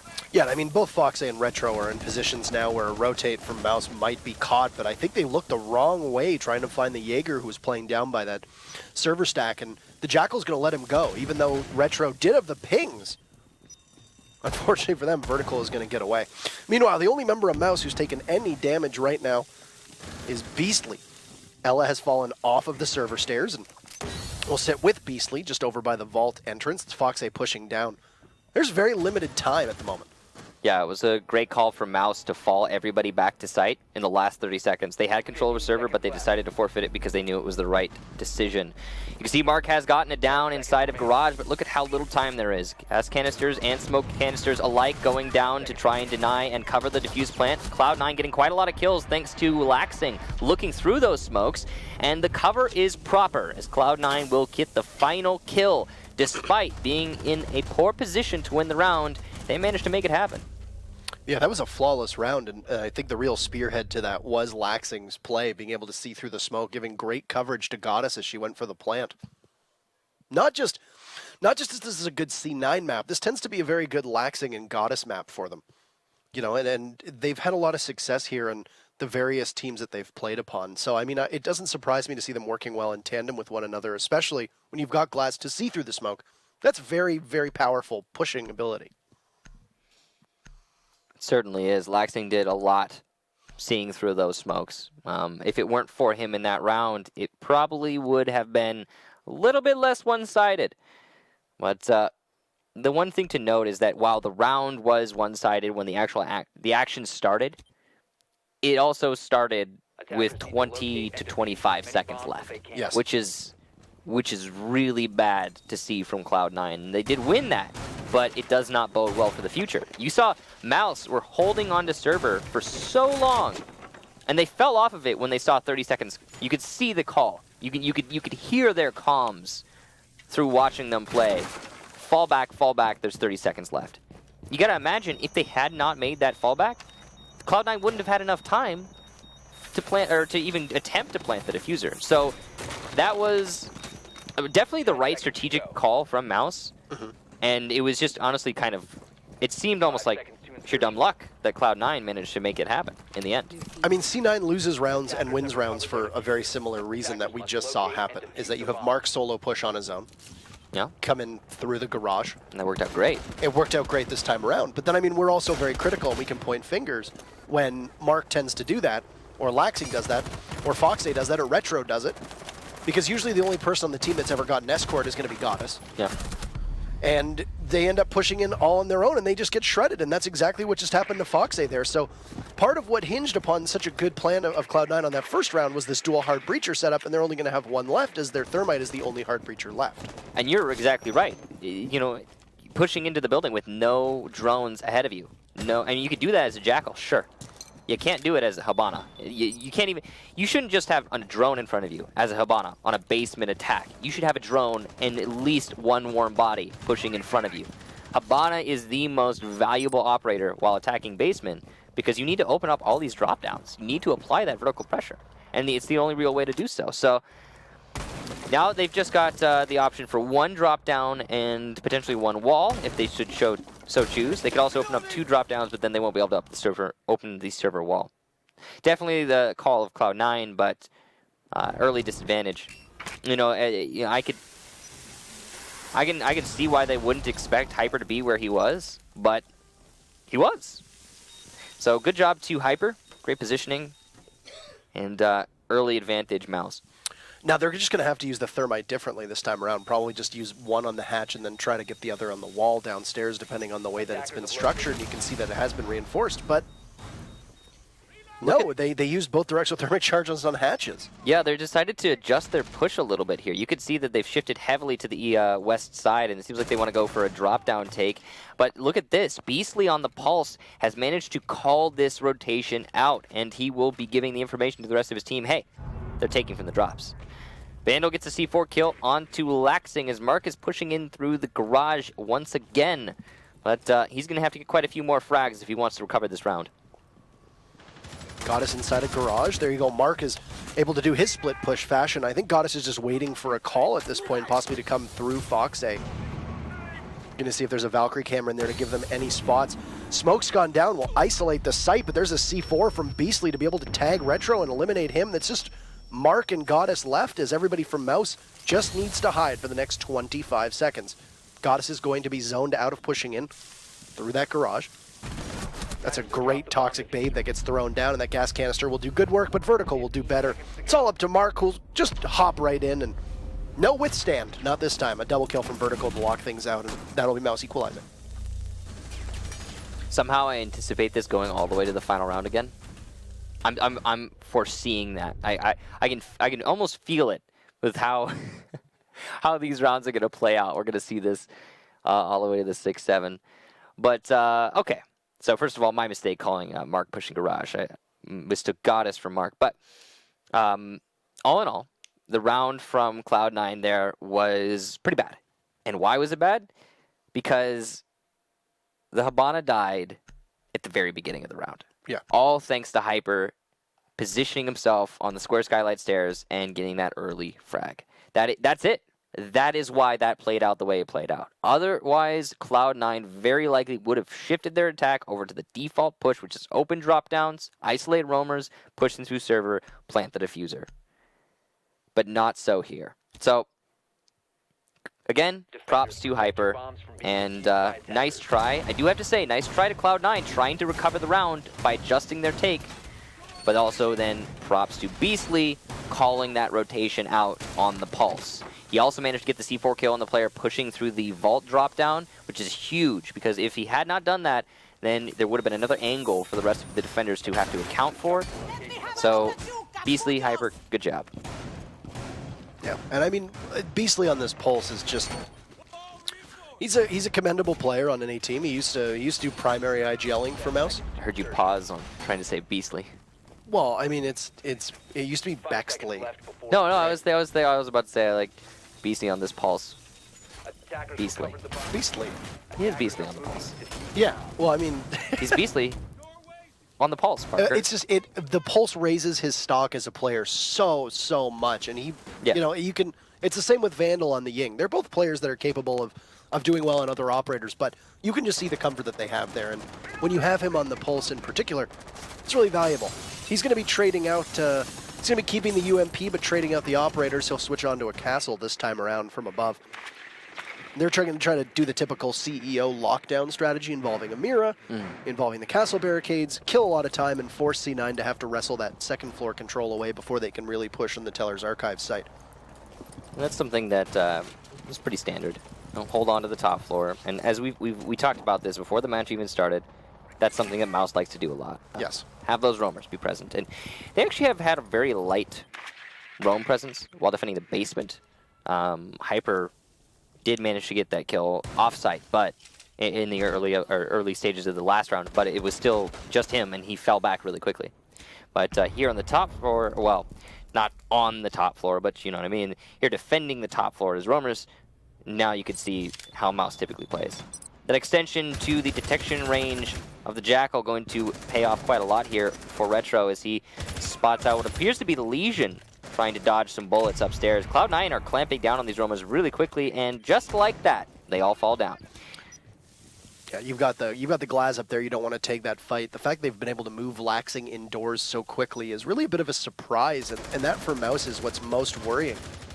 Vandal's going to take some damage, and so will Vertical, and both of them will have to try to scamper off after getting lit up from above. It sounded like the Jackal and the Zofia both putting in a lot of work from C9. Vandal is trapped right now. He cannot leave the corner of Printer because he is being held in place by Retro right above on the drop down. But he is successfully wasting time. He's going to go for a rotation through the wall. I think he may have used his C4 or someone impacted him out of that wall.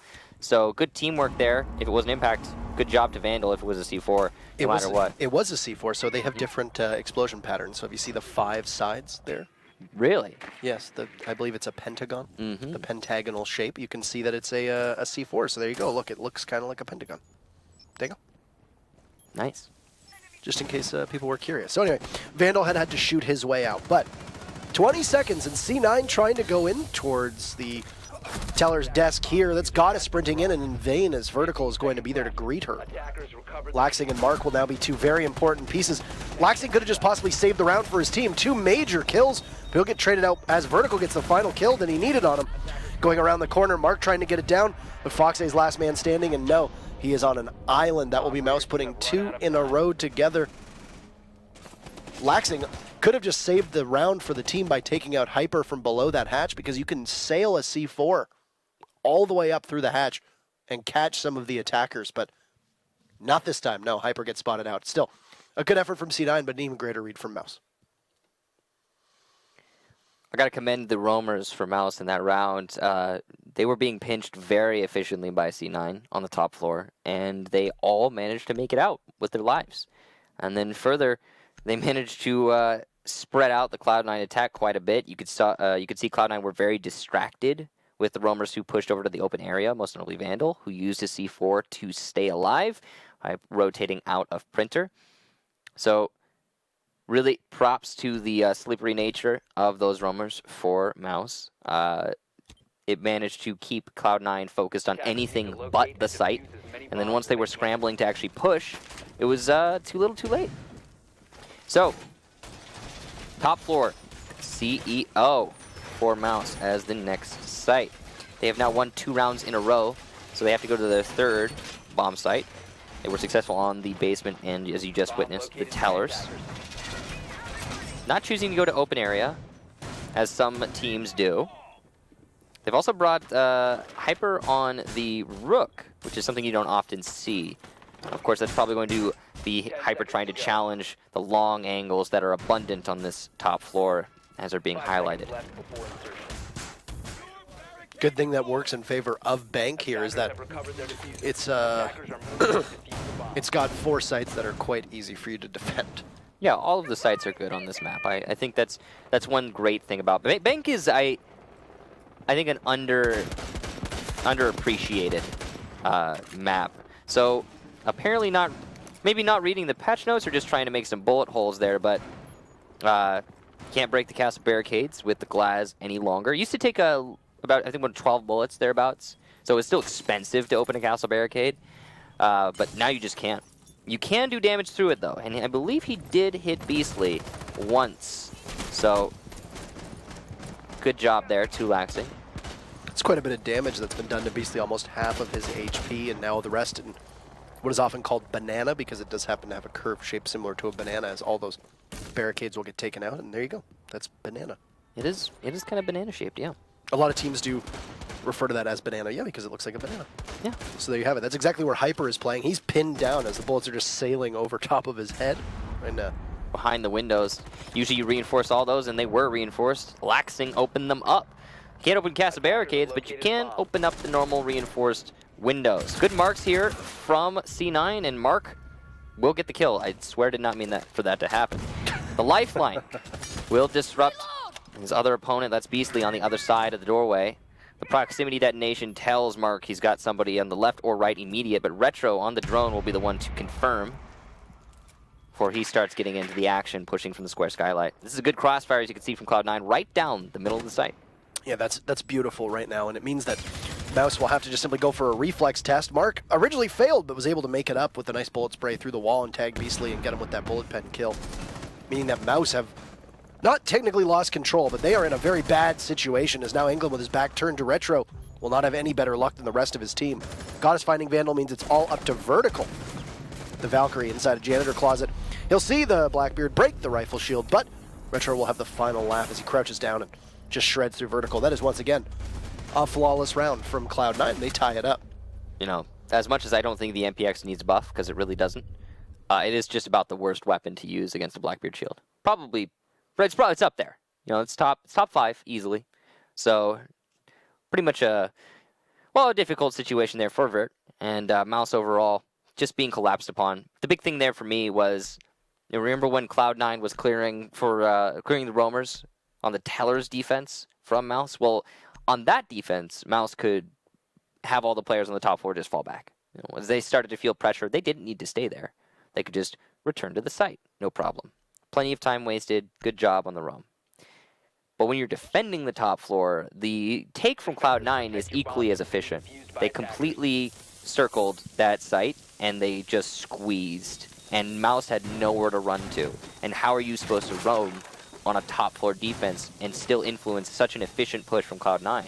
I mean, there's ways, but they're going to be too indirect, and the ones that were used by Mouse were shut down. Hyper in particular was just in no position to live whatsoever. You know, as he got spotted beneath those barricades, I don't think he was expecting the Glaz of Laxing to get to the rappel by the front doors and just tear through all those barricades. He ended up getting really pinned down, similar to Vandal last round. Equally, I don't think he was expecting Mark to already be on Banana. Oh, they just, and that, the best part was for Cloud9 is how fast they were able to just get there. You know, you had 2 drones on Hyper who, prone, you have limited mobility, really couldn't fight back at all. And without changing his stance and being alerted or alerting his opponents of his position, yeah, it was a tough strait to find themselves in. Change from Cloud9 is the Glaz of Laxing will go towards a Blitz. Everything else looks pretty good. Retro back on the Jackal. As for Mouse, pretty similar flexibility. You got Vert now on the Jaeger instead of the Valkyrie. You've got Vandal playing on the Valkyrie, so they'll trade hands with that operator. So I'm a little bit conflicted about this Cloud9 operator change. Laxing bringing Blitz instead of Glaz, because the round that we saw Mouse successfully defend the basement was because Hyper peeked aggressively and took out the Hibana.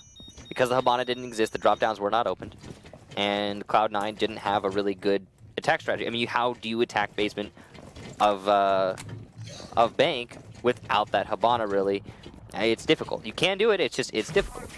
But the reason that Cloud9 won their attempt prior onto this basement was because Laxing just tore through Mouse on that glass. He was able to do so much damage through the smokes. All that said, though, they are trying to use the Blitz to try to dislodge Hyper from the server stairs. And definitely a good operator to do so, but it's still very dangerous. You see Hyper going to be holding firm. The Guzman is going to disrupt this push somewhat, but Mark will get Hyper before Vandal able to C4 in response. And Mark gets a double kill. That was a huge salvage for Mark, so massive props to him for that. Yeah, Laxing does not die in vain there, and Mouse will lose a very potent fragger in Hyper on the server stairs, and then also Vandal falling. But Vandal was able to get the C4 off, takes out the shield, that's great. But Yeah, I mean, for Cloud9, that's definitely a W, and they walk away with it. Now, they won't have too much to go against them as they're able to get this wall quite easily. You know, there's likely going to be a Valkyrie camera, unlikely that it's been fully spotted, unless Goddess can look for it, which is exactly what she's trying to do. Pretty common to have one in there as she'll grab the wall, and you've still got the other Hard Breacher and Foxay available, likely doing all the work on the hatches as needed. I believe those drop downs have been opened up, and they can't apply pressure as a result. Goddess with the diffuser coming to the drop down above A. There is no defender in close proximity to the A site. They do have the Pulse calling out the push, who does as well have C4, and the gas canisters will be flying all the way from B, doing a lot of damage to Cloud9 as they attempt to push in. The defuse plant is going down on the desk, and the C4 will miss from Beastly. Great positioning here for Cloud9. That makes the retake for Mousesports so much more difficult. They also have managed to shut down the main stairs. That's Foxay holding on to that. Goddess going to open up the second server wall, making the retake even more difficult for Mouse. Retro at the bottom of server stairs, just going for some pre-fire, trying to bait, and he will be successful, as well as getting a kill into England after Foxay shuts down Beastly's attempted flank. Vertical now, the last defender, and he's going to be going for a flank as well. He knows he has to confront Foxay on this Hibana as he slow peeks the corner. He doesn't really have time to get 4 kills and a defuse disable, and Foxay will shut him down. Cloud9 take the first half of Bank, and they put themselves up 3-2. Excellent job for Cloud9 there to walk away with this as a... Usually we see a lot of teams can really thrive on defense on this map, and in particular, you know, the way that they're able to slow down the entry. But outside of the second round, when Foxay sprinted right in and got killed immediately, the defense, the roamers, really weren't the point of contention for Cloud9. In fact, Mouse's anchor play was what was keeping them alive for the most part. Well, I would say that the reason that Mouse managed to win their defense of the basement was Hyper getting that kill, as you touched on.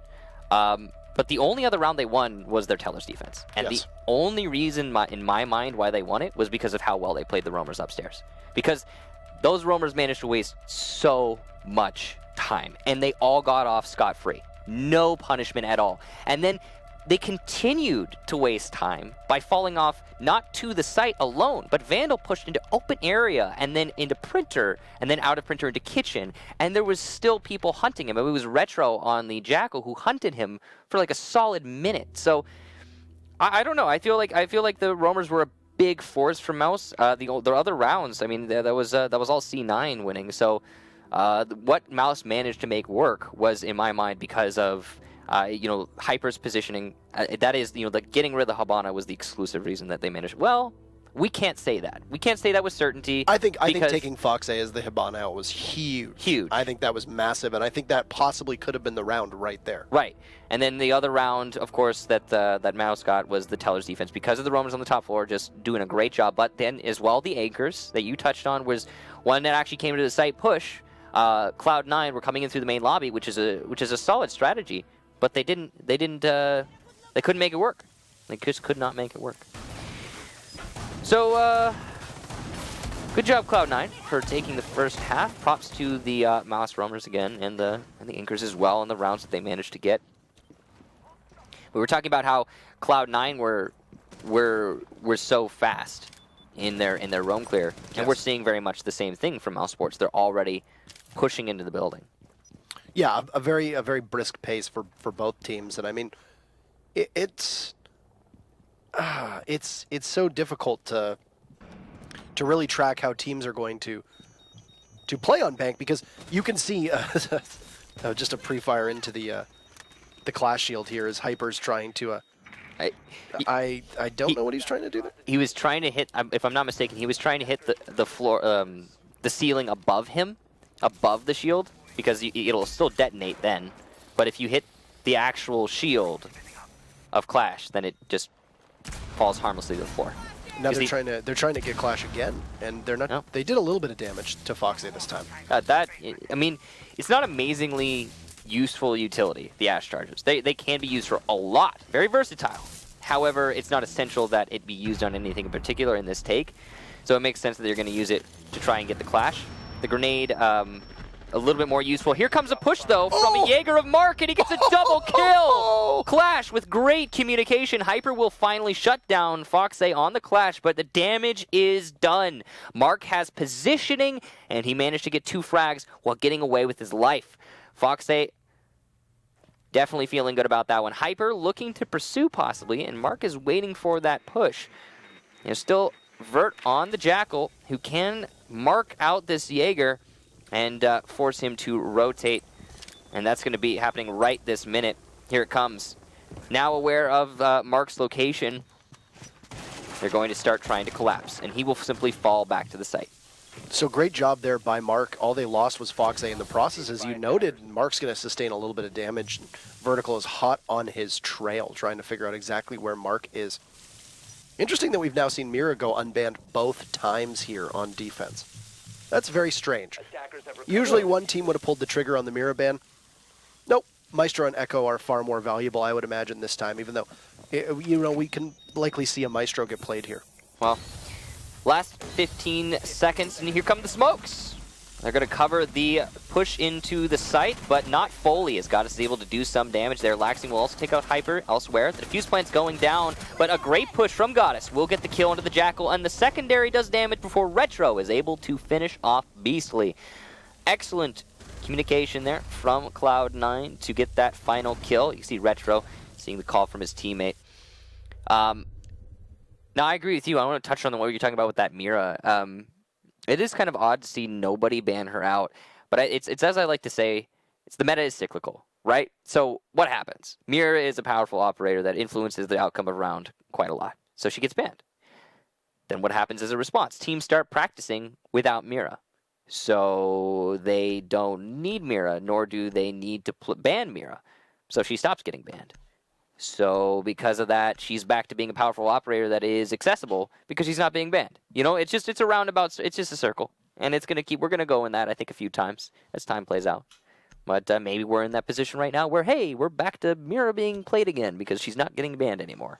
Clash has also kind of kept Mira from being banned all the time because I know that there are a lot of teams that need to ban Clash. They just do not want to have to deal with her, and then that means that you only have one other ban. Well, if you use it on Mira, that means Maestro, Echo, possibly other operators like Pulse that we've seen banned, quite a bit. Vigil, who's been banned a couple times as well.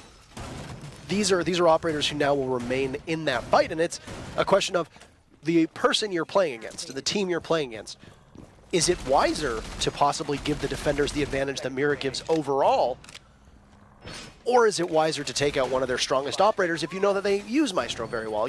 If they use Mute very well, if they use Pulse very well. And it's also, I think it is very much about targeting, too. Why would you ban Mira against G2 when G2 just doesn't play Mira these days? I mean, that we saw in one of the more recent matches. It's not something that they've been doing. And of course that's going to change when they feel like the situation's right. It's not something you can predict with them in particular, but it is something that you should look to try to do as a team. Now, in this case, Mira has been playing very well for Cloud9 so far in that defense. I think Mira has been a really big factor here for both teams, and I think that's why we've seen the defense being able to stick it so long is just the fact that she brings so much to the defenders. And I mean, there was a time where when we were seeing Mira get banned routinely, and then one of the hard breachers get banned, it was kind of a wash as to whether the attackers or the defenders were walking away with a major advantage. The way we see it now is that it's very rare for one of the hard breachers to get banned. So having Mira banned, in a lot of cases, will give a big advantage to the possible attackers, depending on what the defender bans end up being.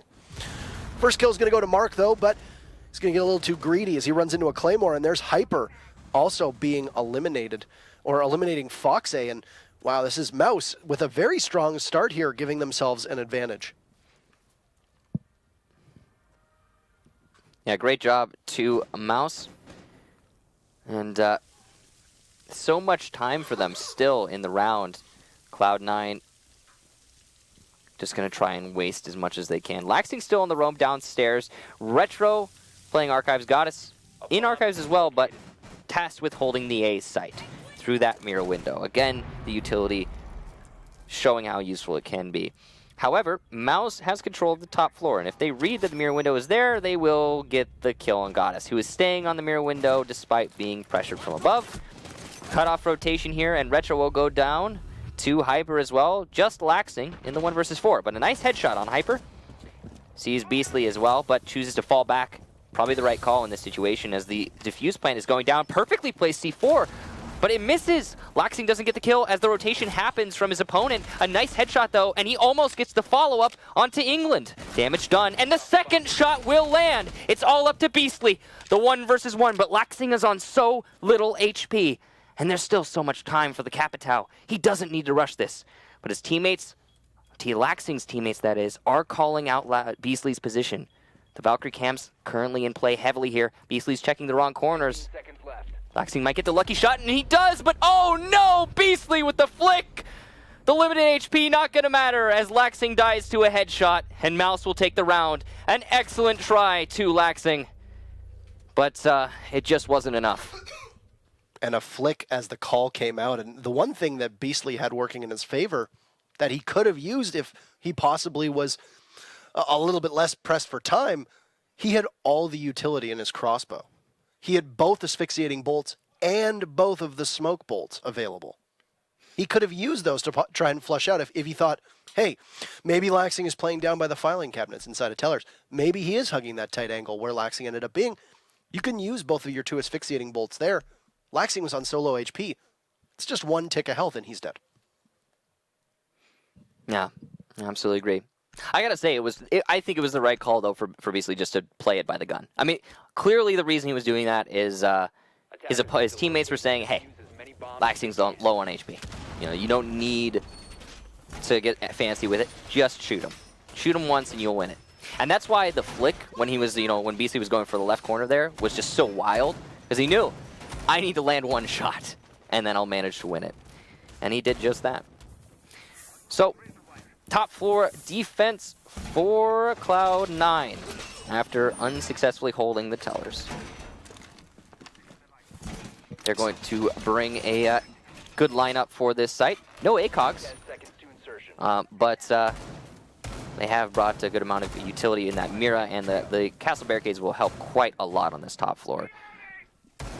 Yeah, and I mean, you mentioned the fact that you thought this was going to go all the way. I had a feeling that if that match, or if that round in particular, had have gone, in favor of C9, that we would have seen this. Yeah, come to a pretty quick end. I don't. We're on the same page there. I don't know if I could have seen Mouse possibly, be able to fire up a comeback when they're down 5-2. But 4-3 is a whole different ballgame for them. They're within striking distance of a tie. I gotta say though, despite Cloud9 losing that round and Laxing not getting the clutch, I think that's the sort of clutch that reinvigorates you as a whole team. That you see your teammate capable of such a feat, and you think to yourself, "Wow, I'm lucky to be here." And I think despite losing that round, Cloud9 are gonna be very happy. I agree. So,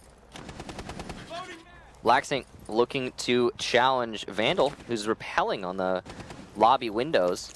He has actually done quite a lot of damage to Vandal, so but it's been a back and forth. Laxing also taking some damage.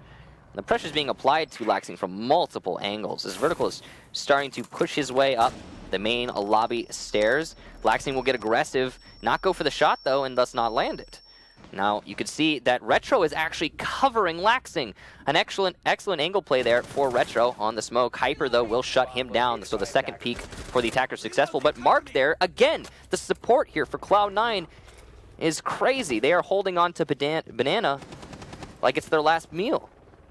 Vandal setting up the nade, and it will miss entirely. But Foxay also getting another kill. England goes down. That's the roamer downstairs. Mouse Sports trying to take this main lobby, and they will be hopefully unsuccessful. Cloud9, a great lockout.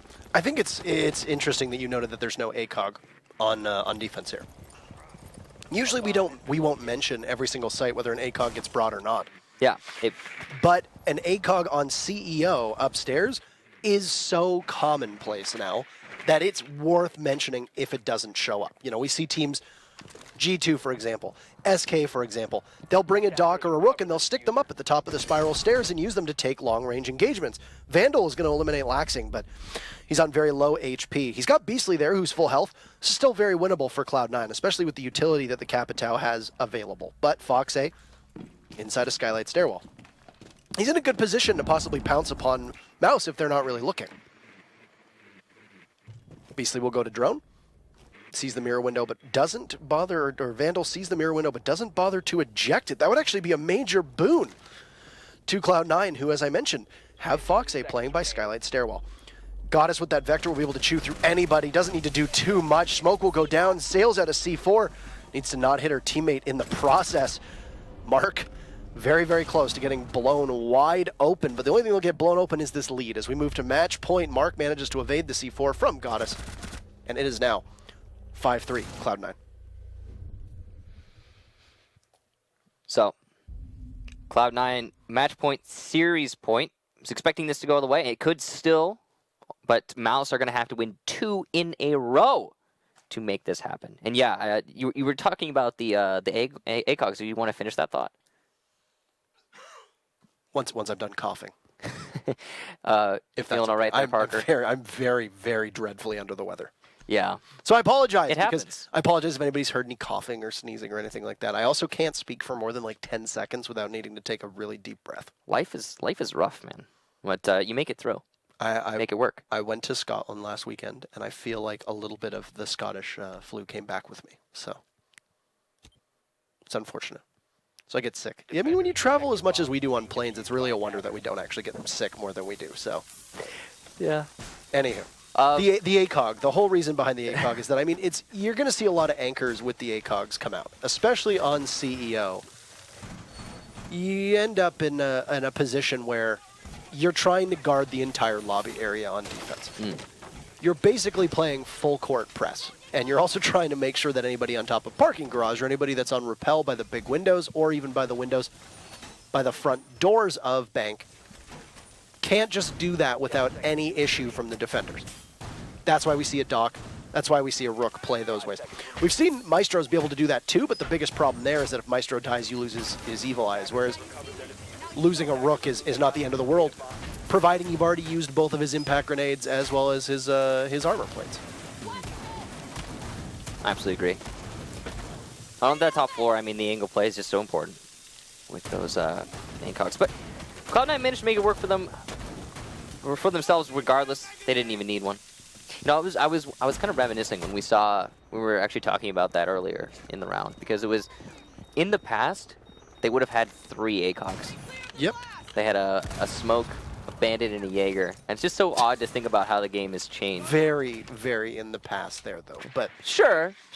I mean, I don't think you can say Jaeger ACOG without a significant portion of people just blacking out in anger. So I mean, it's one of those. It's just one of those things where it's one of those things where people are obviously still a little touchy on the subject there. But anywho, 1 minute in, and Mouse have managed to get to the bottom of these server stairs. They're confronted by a castle barricade. Good thing that Hyper happens to have a breaching round in his hands to just completely blow it open.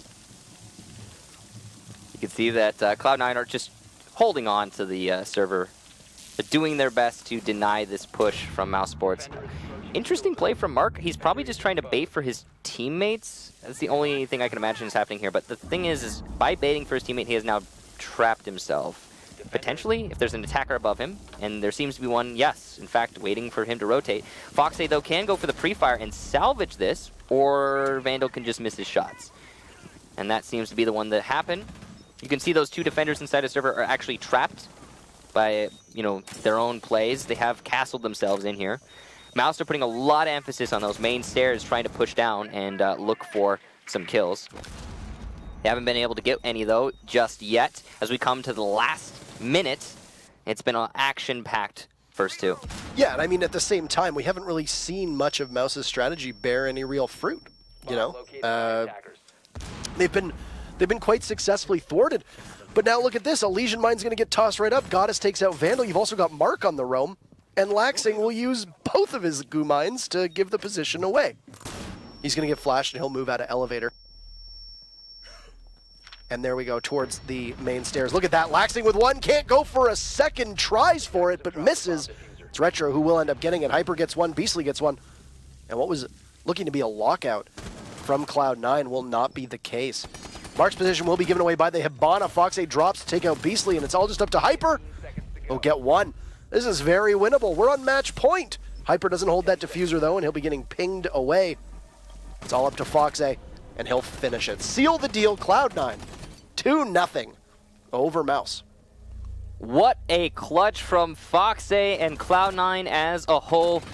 Great try from Mouse, but it's just not to be. We didn't get to go all the way this time, but it was certainly a hard-fought 6-3.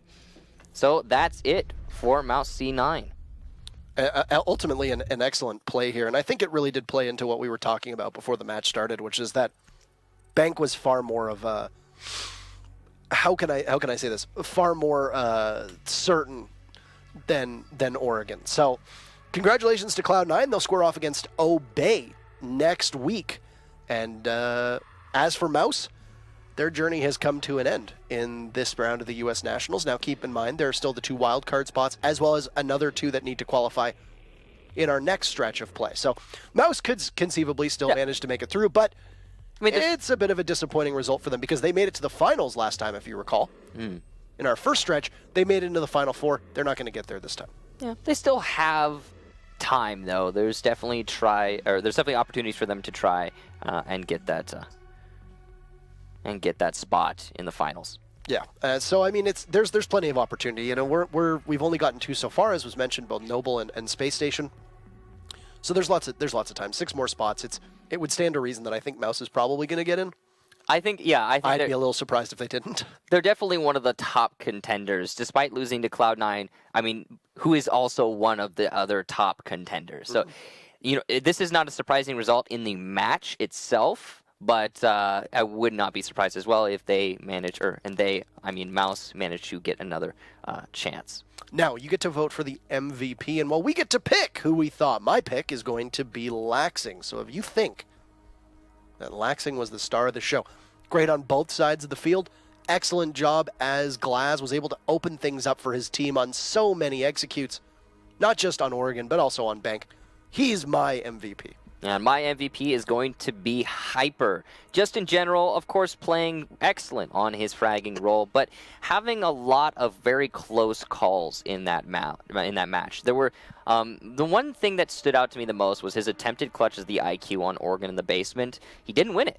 He lost, but it was just so close, and the mechanics in the attempt were really beautiful. So, got to give him props for that. But yeah, you can vote on who is going to be the overall match MVP. Of course, we'll have that pull up shortly, hopefully.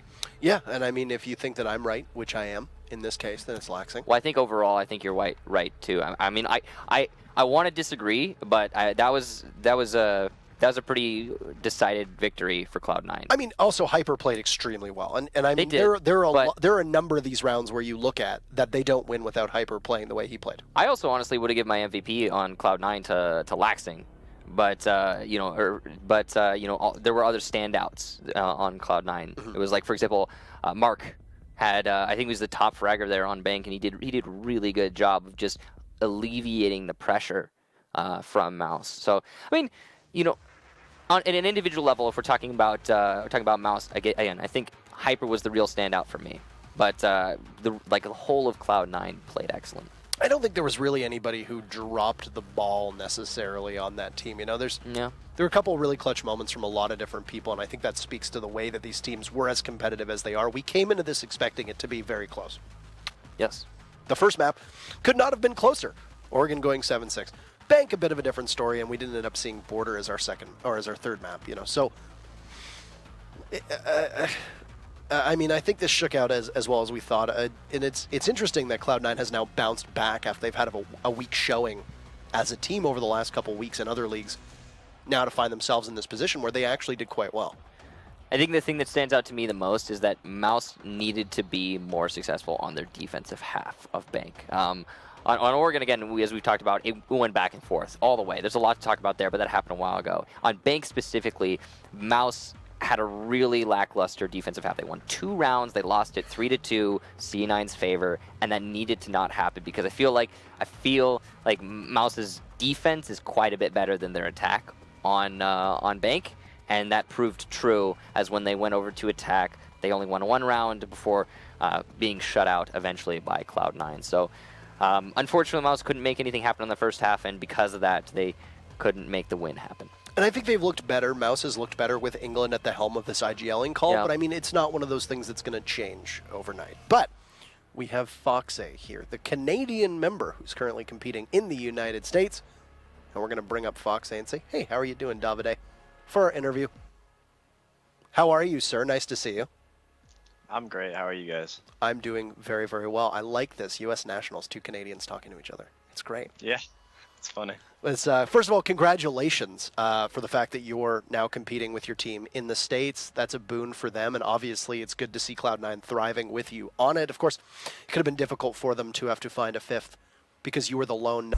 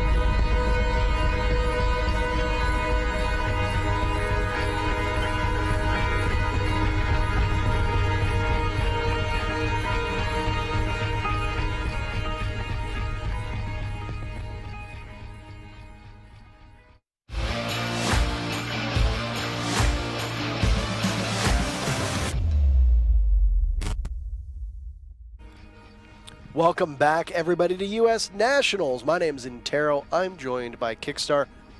I don't even think we introduced ourselves at the start of the U.S. Nationals today. Did we not? I don't think so. Well, then we'll just be 2 anonymous casters. Yeah. There you have it. Casting the U.S. Nationals.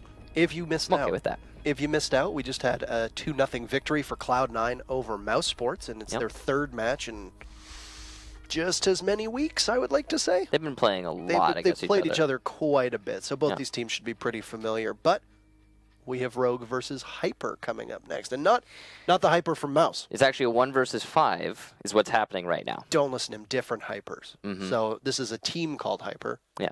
Versus there was a player called Hyper in the previous match. Yeah. So Hyper is a kind of an unknown quantity, and that's, I think, the beauty of the USN is that it's, open qualifiers. You can get in here as pretty much anybody. But before we get to Hyper, let's look at Rogue, their opponents. Now, Rogue, a very popular North American team, and we competing on the US. Easily, Slash Hug, Super, Eclipse, and Shuttle is going to be their roster. Now, interesting thing to note about Rogue is that in the past, they probably would have struggled to compete in the USN, given that they had a more diverse roster in terms of nationality. So now they have the ability to compete here, and, well, here you have them. Yeah, I mean, previously they had both Brian and Gio on the team, neither of whom, as of this moment, are eligible to compete in the USN. But Right. recent roster changes have brought in both Super and Shuttles. You see in the bottom left-hand corner, 2 new members to the team, and both Americans. Right. And, yeah, one of the, I think, most experienced teams in all of the United States, and it stands to reason that they are going to be competing here. So let's bring up their opponents. Hyper. So, Extra, K2, Strage, not Strange, Nikki Poe, and Habibi. So, like you said, a bit of an unknown quantity in terms of what they bring against a team that has been largely one of not just North America, but America's most successful rosters in Rogue. I think we need to be realistic about the expectations going into this match. Of course, Rogue is going to be the one expected to take the victory here, given the unknown quantity of Hyper. I mean, we just don't know what to expect out of these guys, and I'm sure that they are going into this probably with a learner's mentality, trying to hopefully for them glean something out of this. But it's possible that it's too early to call that. We have seen in the past of esports in other games breakout successes happen before. So maybe this is going to be the start for Hyper's promising career. Yeah, absolutely. Upsets do happen. I would be inclined to agree. You've got one of the most consistent teams in the world, in North America, in America, Just period. in Rogue. Yeah. All down those lists. And now you've got a team that really hasn't competed at that same level or on that same level with the same, roster. So, yeah, it's a learning experience. And like you said, that's part of the beauty of the U.S. Nationals is to allow teams to be given this competitive environment to flourish in. And we've seen some pretty big surprises so far. We have Nomads waiting, who are a team that I don't think a lot of people at first blush would put alongside the likes of Rogue, Obey, Cloud9, etc., but they've been able to make it this far so far, and the winner of this matchup will compete against them next week. We have some socials for you as well. Hashtag R6USN if you want to share your thoughts as it prompts you to do so. Or just talk about anything. R6US. Well, I mean, don't do like I just ate pizza for dinner. Hashtag R6USN. Well, I stuck R6USN on the end there. I mean, you don't talk about your pizza. Right? Or any type of cuisine. Unless it somehow pertains to R6USN. I don't know how that would happen, but I'd imagine there's definitely a way.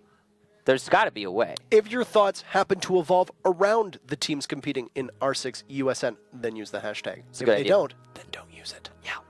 Solid strategy. Excellent job. So, your face. So, This is just because I'm sick. It's not fun to make fun of somebody who is not well. oh, excuse me. That was my bad. I recognize that I was insensitive, and I apologize, Parker. So, Rogue versus Hyper is the match that we're all anticipating see play here. Except. And basically, it's going to come down to whether or not Hyper can show us something pretty incredible when they go up against the Titan that is Rogue. And I think there's something exciting about that, because we can't possibly predict. There's no baseline to measure Hyper against a team like Rogue. So, hey, maybe something crazy will happen, and I'm really looking forward to finding out. I mean, I think the real expectations here is I'm not going to speak for Hyper as a team. I'm not going to come in and say this, but I think the expectations here are, if you can take a map off them, great. Obviously, Hyper's coming in saying, we want to win. Every team. No yeah. team is coming into this saying, like, you know what? It's fine if we don't do well. Are you playing in esports? You want to win. Yeah, so I think it's going to be a learning experience for these teams. You know, test your metal, test Rogue's metal as well, see how they're able to do. Because let's be honest, Rogue haven't looked as strong as they did right after they picked up Super and Shuttle. The team has kind of been a little bit of a step back from where they were after Shuttle and Super immediately stepped on the roster. But I don't think that's anywhere near enough to put these teams on the same level. Yeah, I don't think it's going to matter too much for a team like Rogue, to be honest. I think everything aside, the players that they have on hand, they're even the ones that drop out, even if you consider it a step down, it's still a step down to a league that is to players that are a little bit of a step above. So it might not really matter. Like I said, I think this is going to be a learning experience here. It'll be interesting to see how Hyper shakes out in terms of the map bans, how they deal with operator bans, etc. And then how Rogue responds, because there's also a bit of hubris that can be at play. You know, we've seen really, really strong teams compete against teams that in no way, shape, or form are they in the same, sentence as each other. And then you end up in a position where, well, the team that should really win on paper gets a little cocky. They get knocked on their back heels. And as I said, there's that hubris, that bravado that ends up being your own downfall. You might end up only losing a couple rounds or a map because of it. Usually it doesn't cost you the full series. We have seen that happen actually many times before. And that's the thing is it's like there's a reason why upsets routinely happen in U.S. Nationals, Challenger League, Pro League, other amateur leagues, at DreamHacks, at LANs, etc. Like at majors, and it's not even just Rainbow Six, it's every esport this tends to happen because there's that unpredictability factor, and then there's confidence and cockiness as well. I could very well see Rogue just going into this match thinking, hey, let's frag out. Let's just play it pug style, just do what we do and have some fun. And that could open up gaps in their play that Hyper could easily exploit. The big thing is, will they be able to read those gaps and then proceed to exploit them? Because we have seen many times teams at different levels, potentially higher levels, have been able to not. Well, they've had opportunities such as that, and they have been able to capitalize on them. So that is a struggle for every team in Rainbow Six, no matter where you are. But it also is the case that I think while you could argue that it's a step back for Rogue given the roster changes, whether or not that's the adjustment time or the players is up in the air. But even if that's the case, even if it is, and I don't know if you could say that definitively, I think that the current players they have now are going to actually favor a kind of a pug style of play. If they're going to try and just, hey, frag, that would work really well for them in this match. What I meant when I said step back was I mean that they played really, really well in their first couple matches after Super and Shuttle joined the team, and then since then, they haven't had the same success. That's it. I think in terms of skill, they're still there. I think they're still learning things. I still think they're shaking things out. I don't necessarily think that as a roster they've taken a step back. I just wanted to... Good clarification. But we're going to toss to a very short break, and we'll see you in just a couple minutes.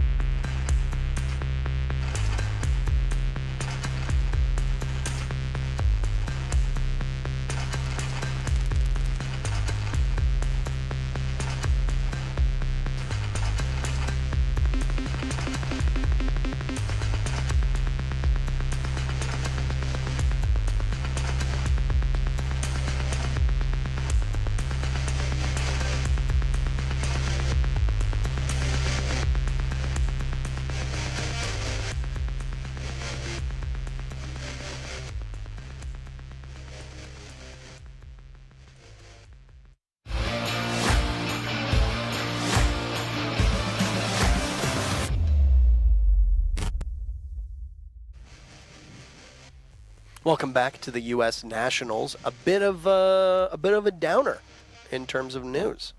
So unfortunately, Hyper, the team, did not show up in time to play the match against Rogue, so they will be disqualified. Rogue will win it a default of 2-0, and that's it. I was kind of excited to see what would come of that match. Seeing an unknown quantity going up against a very well-known quantity is always enticing, but it's not to be, I suppose, and that's it. The conclusion of our night. So unfortunately, there are, of course, rules in place for teams showing up on time, be that giving your actual roster, doing map bans, vetoes, etc. All of that needs to be done in an orderly fashion. So here are the results, technically. Rogue being gifted a 2-0 victory over Hyper. A bit disappointing because I believe the organization Hyper announced their roster not too long ago, so obviously some expectations there that they would be able to see some accomplishments with that roster. Yeah, and I think a lesson to be learned there. Unfortunate that we didn't get to see the match played, but also we saw Cloud9 earlier against Mouse, and that was an excellent match, especially on the first map of Oregon. But 2-0 still for Cloud9, and those will be your 2 victors for the day. Yeah, so that's a bit of a bit of a faster day than I think a lot of people were anticipating, but like you said, we were able to get treated to the exciting matchup of C9 Mouse. Yeah, and that is definitely good. Remember, if you want to talk about anything regarding R6USN, you could use the hashtag down there on your screen. And yeah, that's a good way to circulate information and talk about the match that we got to see today. Yeah, so I mean, that locks in our finalists for next week. So that should be Cloud9 versus Obey, and then Nomads versus Rogue in what will be 2 pretty darn exciting matchups. So we'll be back next Friday evening for those of you on the Eastern Seaboard. Until then, take care of yourselves. Enjoy your week.